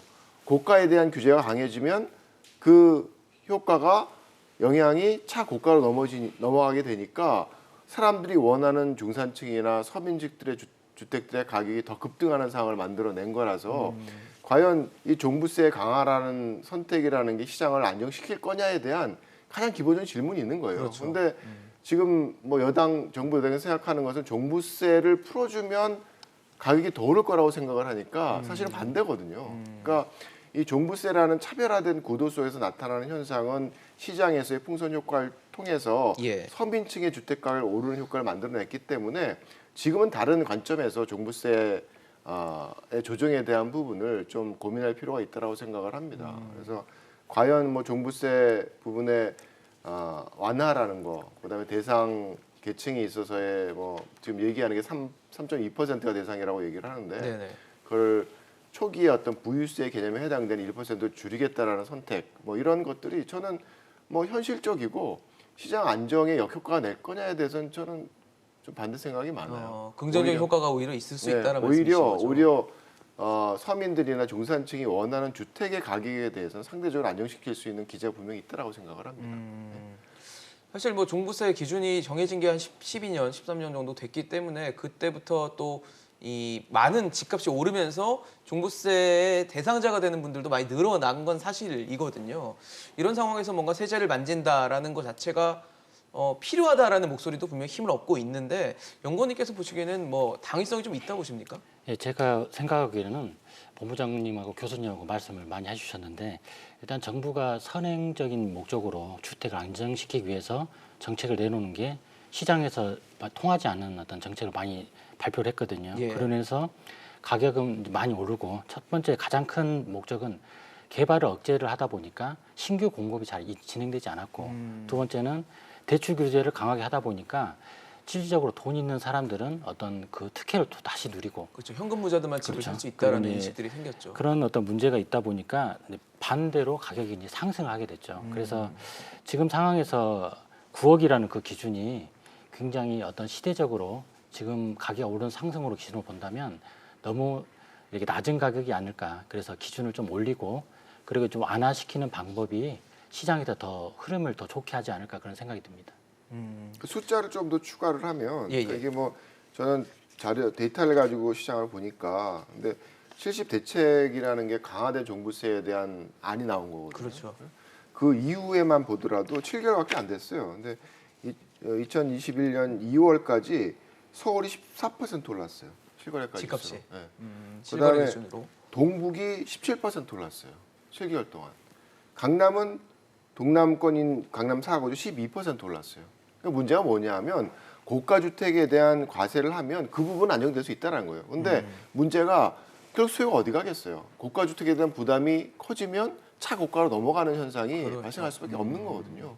근데 그런 현상이 발생하는 게 지금의 구도라서 굉장히 차별화된 그런 가격에 따라서 그 과세 시스템을 갖고 있는 종부세가 갖고 있는 부자가 굉장히 크다라는 거죠. 이 이거 부분은 아파트 공시가가 6월에 이제 절동될 것이고 네. 이것도 시행이 6월에 되기로 돼 있는데 아직 한 번도 시행을 안 했는데 시행도 안 해보고 이걸 처리할 수도 없고 이걸로 집값 잡는다고 대책을 내놓은 거 아닙니까 작년에? 작년 7월 10일 날 이 내년부터 이렇게 네, 중과세를 세율을 해서 두고, 네, 과세하겠다. 세금을 한뜩 부과해서 부동산 시장을 안정시키겠다고 내놨는데 시행도 안 해보고 고치자니 자기들이 만들어 놓은 것 면이 안 서는 거죠. 말 네. 체면이 당위성을 안 서고 부여했는데. 이것도 더더군다나 대통령 지시로 한 거예요. 그다음에 또 세율 문제는 그렇고 공시가격의 문제가 지금 가장 심각합니다. 이 공시가격의 문제는 아파트의 경우는 지금 10억짜리 아파트 같으면 7억 5천으로 75% 정도 됩니다. 공시가격이. 네네네. 근데 빌딩이나 토지나 주택은 일반 단독주택 네. 같은 경우는 더 낫죠. 35%밖에 안 됩니다. 시세에. 그래서 아파트를 가지고 있는 사람은 이 빌딩을 가지고 있는 사람들보다 공시가격이 2배, 세율은 이 빌딩이나 이런 법인이 가지고 있는 고가 부동산은 최고 세율이 0.7%밖에 안 됩니다. 근데 아파트를 가지고 있는 사람은 최고 세율이 2%에다가 여러 채를 가지면 6%까지 내니까 공시가격은 2배를 더 내고 아파트 가진 사람이 세율은 4배를 더 내고 세금을 8배를 더 내야 돼요. 이 아파트 값을 잡겠다고 이 아파트에 대한 종부세율만 계속 높여가지고 네. 이런 이상한 현상을 만들어낸 지금의 문제를 근본적인 문제를 들여다봐야지 이걸 근본적인 치료를 하지 않고 또 땜질식으로 이렇게 했다가 저렇게 했다가 하면 제가 보기에는 지금 정부 여당은 중심 없는 정부 여당은 그렇게 할 가능성이 매우 큽니다. 또 엉뚱한 처방을 내려가지고 또 집값을 자극해서 집값을 더 오르게 만드는 일을 반복할 것 같다. 시장에 혼란을 더 줄 것 같다라는 얘기를 해주신 건데 지금 여당에서는 다주택자에 대한 혜택을 축소하는 것도 논의하고 있는 것으로 알려졌습니다. 아마도 뭐 그런 거겠죠. 다주택자들의 혜택이 줄어들면 다주택자들이 뭐 집을 내놓거나 이러면서 공급이 새로 일어나서 여기서 집값을 안정화할 수 있을 것이다라는 생각일 것 같다는 생각은 드는데 글쎄요. 6월 1일부터 양도세가 또 폭탄이 매겨지는 상황에서 중과가 이제 되는 상황에서 과연 이게 얼마나 효과가 있을지도 좀 의문인데 연구원님 이게 좀 뭐 실제적으로 효과를 낼 수 있는 그런 대책이 될 수 있다고 보십니까? 예, 정부에서 추진했던 그 주택 그 임대 활성화 정책이 지금 상황에서 굉장히 부작용이 많이 일어났거든요. 일단 다주택자에게 세금을 면피했던 정책을 할 수가 있습니다. 그래서 정부가 이래 추진한 정책에서 제가 봤을 때 가장 잘못된 정책이지 않았을까. 이 다주택자한테 혜택을 이렇게 많이 주다 보니까 어떤 주택을 내놓지 않고 보유를 하고 오르는 기간 동안 기다리는 그런 부작용이 많이 발생을 했는데 증여하는 경우도 있고 그렇죠. 그렇잖아요. 그래서 다주택자한테는 혜택을 축소하는 게 어떻게 좋지 않을까. 그래서 지금이 가지고 있는 어떤 그 혜택을 많이 부여를 했는데 그래서 이제 이 혜택을 축소를 하면 장기간 보유하는 어떤 기간은 줄어들고 네. 일정 부분 어떻게 시장에서 효과를 보지 않을까 생각이 듭니다. 사실 문재인 정부 들어서 제 기억에는 임대사업자들에 대한 혜택을 강화했던 걸로 알고 있었는데 특정 시점을 기준으로 해서 반대로 완전히 돌아섰거든요. 혜택을 줄이는 방향으로 계속 가고 있는데 차라리 혜택을 늘려주는 게 오히려 낫다는 생각에 대해서는 어떻게 갖고 계십니까? 일단 다주택자는 혜택을 많이 준다면 이제 장기간 보유하는 어떤 느낌이 들고 그 두 번째는 세금 문제가 가장 큰데 주택을 여러 채 갖고 있는 사람한테는 그만큼 세금 혜택을 많이 부여해서 부담감을 주고 해야 시장에 어떤 내놓는 어떤 효과가 있는데 네네. 세금을 축소를 하고 그러면 다주택자 입장에서는 경제적이 있기 때문에 그거를 빨리 이렇게 시장에 내놓을 수 있는 상황이 굉장히 줄어들거든요. 다주택자 중에서 임대사업자에 대한 혜택을 늘리는 방안을 여쭤본 건데요. 예. 그럼 임대사업자를 했을 때 뭔가 혜택을 더 주는 초반의 정책으로 다시 회귀를 한다면 뭐 그럴 가능성은 없어 보이지만 그렇다면 오히려 임대를 통한 어떤 매물들이 나오는 그런 효과는 좀 기대하기 어려운 건가요? 일단 제 생각으로는 그 다주택자한테 앞전했던 것 쪽까지 간다면 그 시장에서 우리가 기대하는 그런 효과는 좀 발생하지 않지 않을까 생각이 않을 듭니다. 것으로 보십니까? 네. 교수님은 어떠세요? 지금 다주택자 혜택을 축소하겠다라는 방향성에 대해서는? 글쎄요, 이거는 제가 생각해 굉장히 잘못된 방향으로 가고 있다고 생각을 하는데 다주택자의 다른 측면이 임대사업자거든요. 그러니까 뭔가 안정적으로 장기간 내가 뭐 전세를 놓다가 갑자기 내 아들 들어가야 돼 그러면서 전세를 빼 뭐 이런 식의 상황들이 발생하는 걸 막기 위해서 장기적으로 임대사업자로 등록을 하면 10년간은 임대를 해야 되고 그다음에 임대료 상승에 대한 것도 5% 규제를 받아라. 대신에 혜택을 주겠다라는 그런 선택이었거든요. 그래서 이게 사실 뭐 주어진 주택에 대해서 우리가 사회에서 유지하고 있는 주택을 모두가 주택을 소유하고 살 수는 없어요. 그렇죠. 어떤 나라든 네네. 임차인으로 살 수밖에 없고 특히나 도시의 중심부의 지역은 임차 가격이 비율이 높을 수밖에 없습니다. 그거는 뭐 뉴욕도 마찬가지고 도쿄도 마찬가지고 우리나라도 마찬가지예요. 뭐 최근에 뭐 40제곱미터 이하의 그 주택 소유주가 뭐 다주택자가 40%를 갖고 있다라고 얘기하는데 당연한 거죠. 어떻게 보면 40%의 그 어떻게 보면 임대 그 가구의 비율이라는 것은 중심 도시에서 있을 수밖에 없는 거거든요. 특히 소형에 대해서는. 그래서 그런 주택을 일부러 뭐 임차인들이 소유하게 만든다라는 거는 그들의 꼭 이로운 것도 아니에요. 특히나 우리나라 시스템 같은 경우에서는 네. 본탄 집을 분양주택을 받아야 되는데 뭐 5제곱미터짜리 다세주택을 한 채 소유하고 있다라는 게 자기가 아파트를 분양받는데 뭔가 피해를 받는 상황이 된다 그러면 그건 사실 바람직한 것도 아니거든요. 그런 측면에서 안정적인 임대주택을 공급하는 역할을 하는 다주택자에 대한 기능을 분명히 최소한 유지는 해야 된다고 생각을 합니다. 유지해야 된다. 그걸 이제 지금 겪었던 문제처럼 얼마나 덜어내느냐에 대한 문제는 사실은 이 위헌 소지도 있고 실제로 그 효과라는 게 시장 가격 안정에 그 긍정적인 효과를 줄 거냐에 대한 부분도 사실은 문제가 많아요. 어차피 뭐 등록 임대 사업자로 남아 있다 그러면 10년은 계속 임대를 해야 되는데 뭐 그 사람들이 매각을 하겠습니까? 그러니까요. 다만 이제 임대 사업자로 남는 상황에서 뭐 여러 가지 재산세라든가 부담이 늘어나게 되면 결국 이들의 방법이라는 것은 임대를 올리는 방법이 사실 없는 거죠. 그래서 최근에 뭐 베를린 주택 시장이 있어서 임대료 상승에 대한 반응으로 임대료 동결을 하려고 했던 그런 시도가 위헌 판결을 받았거든요. 예. 근데 그 안에서 벌어지는 현상이 임대를 못 올리게 되니까 임대인의 경우에는 일부러 안 놓는 거예요. 자기 갖고 있는 주택에 대해서 임차인을 안 받아들이는 거죠. 네. 그래서 생기는 공급 부족 효과 때문에 시장이 더 그 불안해지는 상황을 만들어낼 수가 있어서 임대사업자라는 부분을 안정적인 임대주택 공급자로 역할을 긍정적으로 바라봐야지 주택시장 가격 안정을 위한 매각을 유도하는 게 결국 사회적으로 바람직한 선택은 아니라고 생각을 합니다.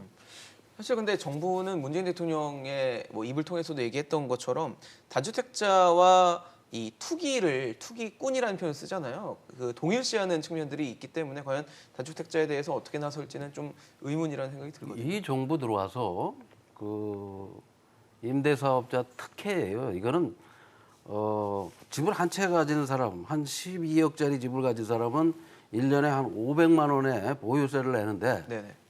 그 12억짜리 주택을 100채, 500채를 가지면 세금을 한 번도 안 내요. 이건 매우 비정상적인 거죠. 그걸 정상화시키는 거지. 그게 그건 당연히 해야 되는 거죠. 당연히 했어야 되는 거죠. 그 작년에 한다고 해놓고 신발 던지니까 네. 이걸 유예해가지고 없었던 일을 만들어 버렸단 말이에요.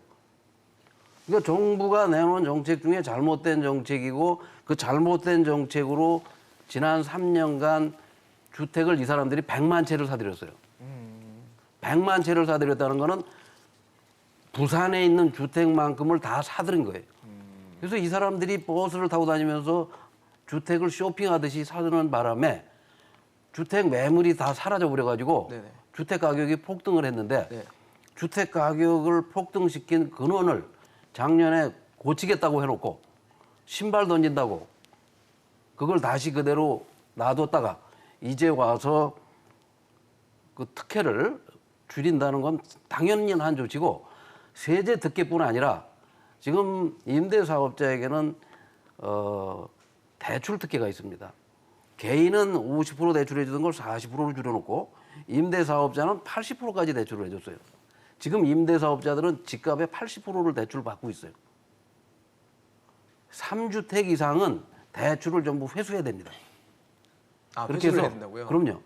아니 집을 3채, 4채 사는데 자기 돈으로 사는 건 상관이 없지만 왜 국가가 그걸 대출을 해줘? 그건 말이 안 그 부분은 되죠. 확인해야 될 사항인 것 같습니다. 해서 다주택자에 그 대한 대출을 대출을 회수하고 알아야 되는 세제 부분, 특혜를 줄여야 그 사람들이 가진 물량이 시장에 매물로 나올 것이고 실수요자들이 집을 구매할 수가 있는 거지. 새로 아파트를만 잔뜩 짓는다고 언제 지어질지도 모르는 거 120만 원 짓겠다, 60만 원 짓겠다고 말만 한다고 아파트가 빵도 아닌데 금방 지어지는 게 아닌데 그런 정책으로 집값이 잡힌다? 집값을 진짜 잡을 생각이 있다면 그 사재기된 물량 그게 시장에 나오도록 유도를 해야 되고 그러기 위해서는 세제 부과 특혜를 박탈하는 건 당연한 거고 네. 대출 특혜까지도 박탈해서 시장에 매물이 나오도록 유인해야 그래야 집값이 안정되지 않겠습니까? 집값을 안정시킬 의사가 있다면 자기 취임 이전 수준으로 집값을 안정시키려면 네네. 왜 올랐는지를 분석해야죠. 그러니까 지금 민주당이 추진하고 있는 다주택자 혜택을 축소하는 뭐 그런 방향에 대해서도 말씀을 해주셨고 대출을 심지어 뭐 다 수거해야 된다까지 말씀을 주셨는데 그 정도로 지금 굉장히 집값이 상승한 것에 대해서 뭐 어떻게 보면 분노를 하고 계시다라고 좀 저희가 이해를 하면 될 것 같다는 생각이 듭니다.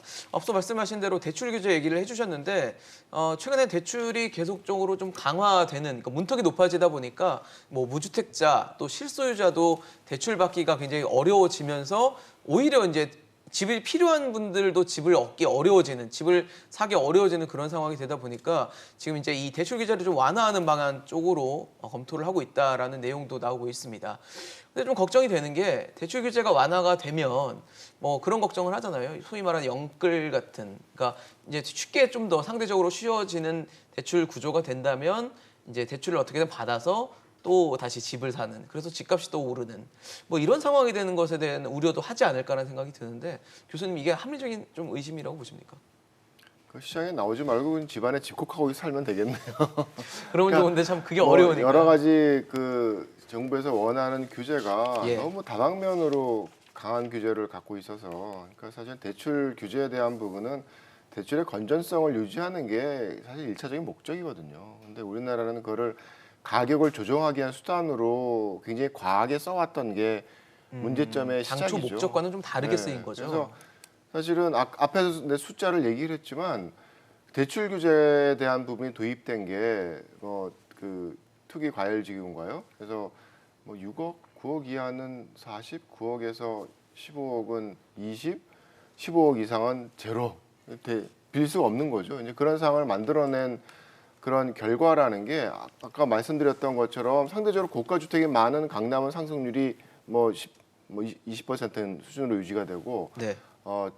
그 중저가 주택이 많은 동부권은 30% 엄청나게 오르고 이런 어떤 풍선 효과를 만들어내는 원인 중에 하나거든요. 예. 종부세와 마찬가지로. 그래서 이 시장의 어떤 현상을 안정시키기보다는 굉장히 차고가 주택에 대한 수요를 증폭시키는 그런 부작용을 만들어냈던 게 대출 규제의 어떤 기본적인 부작용이라고 생각을 합니다. 그래서 지금 상황에서 어떤 다른 데서 찾을 수 없는 수준의 LTV를 20, 제로, 40 이거는 찾을 수 있는 수준이 아니거든요. 그래서 좀 정성할 수 있는 그런 방향성을 기본적으로 갖고 있었고 지금 시점이 그 시점이냐라고 물으면 글쎄요. 제 관점에서는 영끌과 연결돼서 생각을 한다 그러면 영끌의 어떤 기본적인 행태의 원인은 쟤들이 다 가져와요. 그러니까 이게 나는 뭐 점수도 안 돼서 그 분양 아파트도 못 받고 뭐 이러니까 할 수 있는 게 사실 남아 있는 게 어쨌든 재고주택에서 막 돈을 모아서 기존주택이죠. 예. 그러니까 그 제자가 얼마 전에 결혼을 했는데 이 상황이 되니까 이 돈을 못 빌리잖아요. 그러니까 결혼하기 전에 부인 전세금을 받아가지고 집을 사서 결혼하기 전에 살아요. 그래서 그 얘기를 들으면서 야 이게 부동산 규제의 문제가 아니라 이런 어떤 정부의 선택이라는 게 삶에 있어서 몰입을 이렇게 왜곡을 시킨다 그러면 이건 모든 걸 따라서 잘못된 거다. 저는 그렇게 생각을 했어요. 삶을 왜곡하기 때문에. 그렇죠. 완전히 어떤 이 사람들이 사는 어떤 뭐 인지상정과 관련된 부분들을 완전 뒤집어 엎은 거 아니에요. 그래서 저는 좀 언젠가는 저 정상적인 수준으로 이제 가야 된다고 생각을 하고 지금 상황이 사실은 어떻게 보면 기회를 많이 줬죠. 어쨌든 이사 대책이라는 게 뭐 변창흠 장관의 경우에 결과적으로 밀려나긴 했지만 제시한 게 공급 대책으로의 전환을 만들어냈고 이제 그런 구도 속에서 최근 몇 달간의 어떤 시장 변화는 이게 공급이 확대될 수 있을 거네라는 기대를 시장에서 좀 만들어가는 것 같아요. 그런 관점에서 청년층들도 좀 기다리고 보면 내가 분양주택을 얻을 수 있는 기회가 좀 생길 수 있겠구나라는 인식이 생기면 굳이 연끌할 필요가 없는 거죠. 그래서 인식이 생길까요?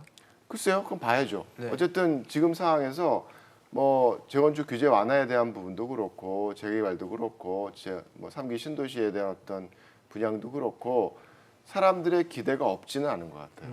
없지는 않은 것 같고 이제 그런 시점에서 좀 더 지혜롭게 어떤 대출 규제에 대한 부분을 좀 풀어가는 게 시장을 안정시킬 수 있는 방향이 되는 거고 어쨌든 대출 규제를 통해서 집을 못 사게 하면 이 물꼬가 안 트이잖아요. 그렇죠.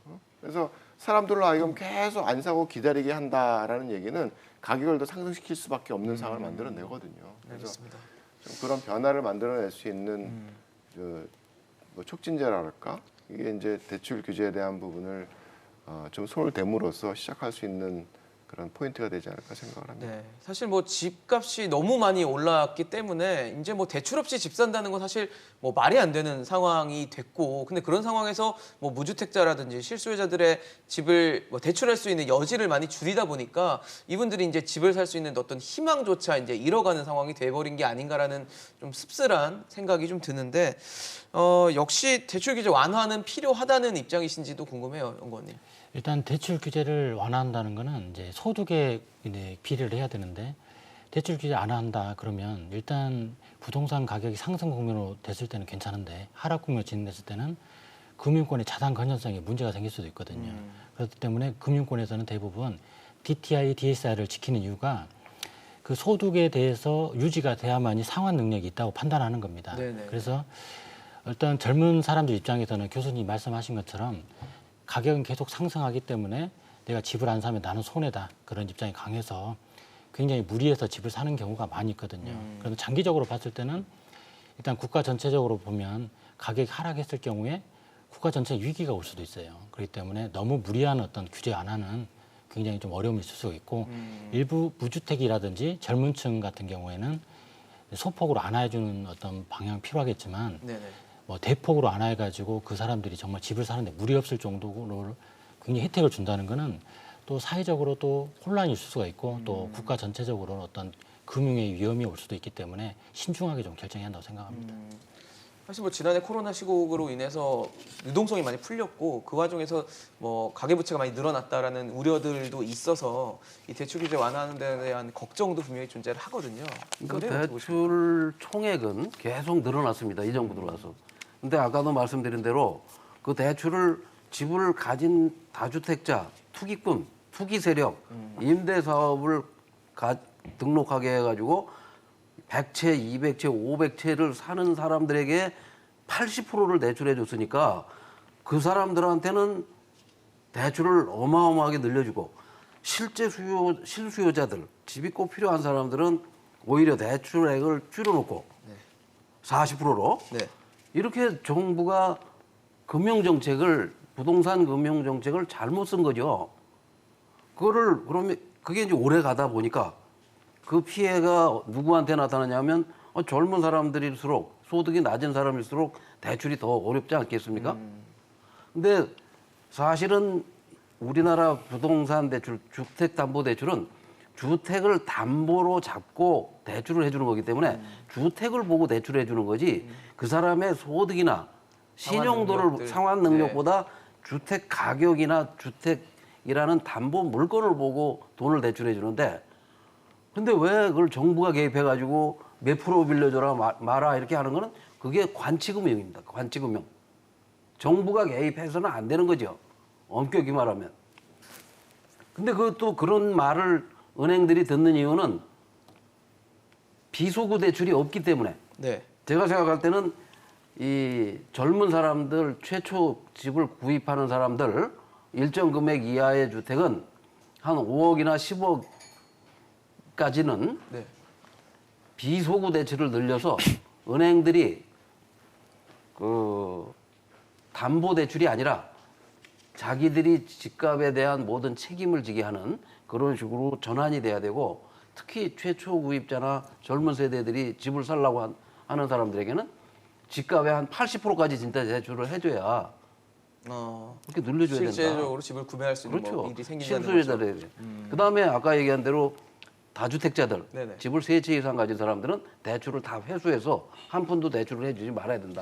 저는 그렇게 생각합니다. 네, 알겠습니다. 사실 지금 뭐 서울 시내의 이제 부동산 시장이 어떻게 되는가도 굉장히 큰 관심 중에 하나일 텐데 서울시는 최근에 가장 큰 변화가 아무래도 시장이 바뀌었죠. 시장이 바뀌면서 정책 기조가 어떻게 바뀔지가 중요한 포인트였는데 오세훈 시장이 이 서울시 내 재건축 재개발 지구 4곳에 대한 토지거래 허가제를 발용했습니다. 지금 뭐 압구정과 목동, 뭐 성수동 또 여의도까지 해서 이 토지거래 허가 구역이 지정이 되면서 가동이 됐는데 모르겠습니다. 이게 오세훈 시장이 사실 취임 전에 공약으로 내세웠던 게 재건축 규제 완화였는데 사실 시작하자마자 꺼낸 카드는 지금 규제 강화하는 쪽으로 좀 갔거든요.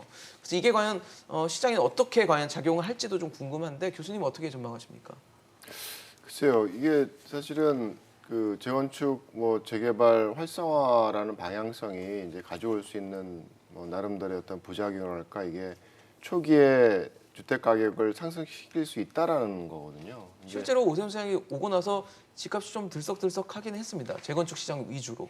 예, 그렇죠. 소폭이라도. 그래서 뭐 그게 정확하지는 않습니다. 뭐 물론 뭐 고가로 거래된 사례들이 있긴 하지만 뭐 부동산원의 가격 지수나 뭐 국민은행 혹은 부동산 124의 가격 지수를 보면 그렇게 뚜렷하게 상승세라고 선명하진 얘기해 줄 수 있는 않다. 부분은 아니에요. 그리고 실제로 흥미로운 게 뭐냐면 예. 이 재건축을 통해서 이제 발생하는 신규 주택의 네. 어떤 시장이 형성이 되는 신축 아파트, 뭐 5년 이내 아파트라든가 뭐 이런 아파트들의 가격의 움직임은 오히려 안정세입니다. 그리고 특히 뭐 강남 사고 같은 경우는 떨어진 경우도 있고 네. 그래서 이게 사실 재건축 재개발이라는 게 만들어내는 게 지금 시점에서는 공급을 만들어낼 수가 없죠. 말씀하셨듯이 시간이 뭐 필요하죠. 3년, 4년, 5년이 네. 걸려야지 이제 만들어낼 수 있는 거기 때문에 장래 공급 확대에 대한 기대를 시장에 만들어낼 수 있느냐가 사실은 제일 중요한 이슈거든요. 이제 그런 측면에서 사실 재건축 아파트는 짓게 만들고 뭔가 인센티브가 들어가서 돌아가게 만든다 그러면 재건축 대상 아파트는 오를 수밖에 없어요. 근데 이제 그 레퍼런스가 되는 가격은 신형 아파트죠. 만들어내서 지어낸 신형 아파트의 가격이 과연 얼마나 움직일 거냐에 대한 부분을 굉장히 주의 깊게 이제 살펴봐야 되는 상황인데 네.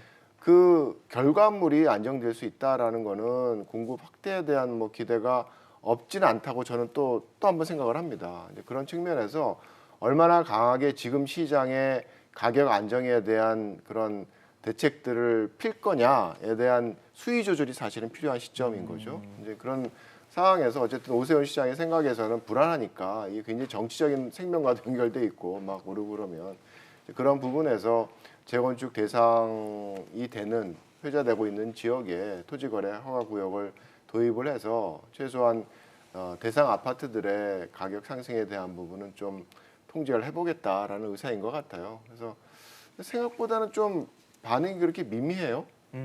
뭐 크게 반응이 오는 것 옛날처럼 같지는 막 않습니다 지금. 이 지적하고 나면 막 여기저기서 막 얘기가 나올 텐데 어제 좀 조용했던 것 같아서 오늘은 또 어떻게 나올지 모르겠죠. 네네, 그래서 그렇죠. 좀 지켜봐야 될 것 같고 다만 이제 토지 거래 허가 구역에는 굉장히 강한 규제입니다. 센 거죠. 네, 지금. 그래서 네. 이게 어떤 규제든 부작용이 발생할 수밖에 없거든요. 근데 이 토지거래 허가 구역도 장기간 유지를 하게 되면 네. 거기 있는 그 부동산 소유자들에 있어서의 재산권에 대한 침해가 굉장히 심해질 수가 있어요. 뭐 하다 보면 뭐 치킨집 하다 망해서 뭐 자기 사업장을 되는 분들도 있을 거고 뭐 별의 분들 다 있을 거거든요. 그랬을 때 원활한 거래가 이루어져서 그런 어떤 자산에 대한 부분을 유동할 수 있는 상황이 만들어지는 여건이 돼야 되는데 근데 그걸 막고 있는 그런 상황이라서 네네. 최소한 좀 장기화하는 것에 대해서는 좀 고민이 필요한 그런 상황이라고 생각합니다. 뭐 오세훈 시장도 걱정과 고민이 많을 것 같다는 생각은 드는데 이 카드가 사실 뭐 허가를 해줘야 된다는 카드이기 때문에 굉장히 강력합니다. 근데 과연 가장 중요한 시장 안정에 얼마나 기여를 할 것인가는 좀 의문이거든요. 어떻게 보십니까? 일단 그 오세훈 시장님께서 그 앞전에 박원순 시장님이 하셨던 방향과는 틀리다는 어떤 시장의 기대 효과가 있고 박원순 시장님이 하셨던 거는 이제 2030 도시기본계획상에 도심지를 35층 이하로 제한을 했습니다. 네, 3.5층으로. 그리고 조합원에 대한 35층으로 어떤 그 쉽게 말하면 임대 아파트를 그 정비 사업에서 25% 정도로 확대를 좀 했고 그리고 이제 그러다 보니까 그 최근에 또 분양가 상한제도 좀 하다 보니 혜택이 굉장히 강화된 거죠. 그러다 보면 어떻게 됐냐? 조합원들이 내야 될 분담금이 늘어난 거죠. 일단 용적률이 올라가서 건물의 일반 분양분이 많이 확보가 돼야 되고 일반 분양분의 가격에 대한 매출액이 올라야지 조합원 분담금이 낮아지는 그런 효과가 있어서 재건축이 활성화되는데 박원순 시장님이 계셨을 때는 굉장히 어떤 규제가 강화된 거죠. 그런데 오세훈 시장이 바뀜으로 인해서 이런 어떤 개발 기대감으로 인해서 완화가 될 거라는 기대 심리가 있는 겁니다. 그래서 토지거래 허가구역을 해서 일단 그 허가는 거래가 활발히 되지 않는 걸 묶어놨기 때문에 투기 수요에 대해서는 어떤 잠재력이 있다고 좀 생각이 들고요. 일단 오세훈 시장님이 바뀌심으로 인해서 뭐 도시기본계획상에 35층에 대한 어떤 거를 바꾼다든지 그리고 임대주택에 대한 어떤 비율을 축소를 뭐 완화하는 혜택을 준다든지 그런 기대 심리가 이제 발생을 한다면 재건축 재개발이 또 이제 상승할 수 있는 어떤 그 현장이 나타날 수 있는 거거든요. 그래서 아까 말씀하신 거 교수님 말씀하신 것도 이제 충분하게 이제 이해가 가는데 어떤 이런 정책에 의해서 재건축 재개발에 대한 가격의 효과가 좀 차별화되지 않을까 그런 생각이 듭니다. 본부장님 어떤 입장이십니까? 글쎄 뭐 시장이 1년 임기 1년짜리 시장이 예. 당선됐다고 해서 지금 시의회는 조례를 바꾸려면 네. 110명 중에 102명이 예. 여당이고 국회는 180석을 여당이 가지고 있고 25개 장관을 다 대통령이 임명한 사람이고 또 대통령이 25번 대책을 내놓고도 부동산 값이 안 잡혔는데 서울시장 한 사람 바뀌었다고 무슨 특별한 변화가 있겠습니까? 근데 그 재건축 단지의 그 공약들이 집값을 좀 자극할 수 있는 요소가 있으니까 그 토지거래 허가제를 도입해서 지금 진정을 시키려고 하는 것 같아요. 근데 이 토지거래 허가제는 작년부터 시행이 된 겁니다. 5, 6대책이 발표돼서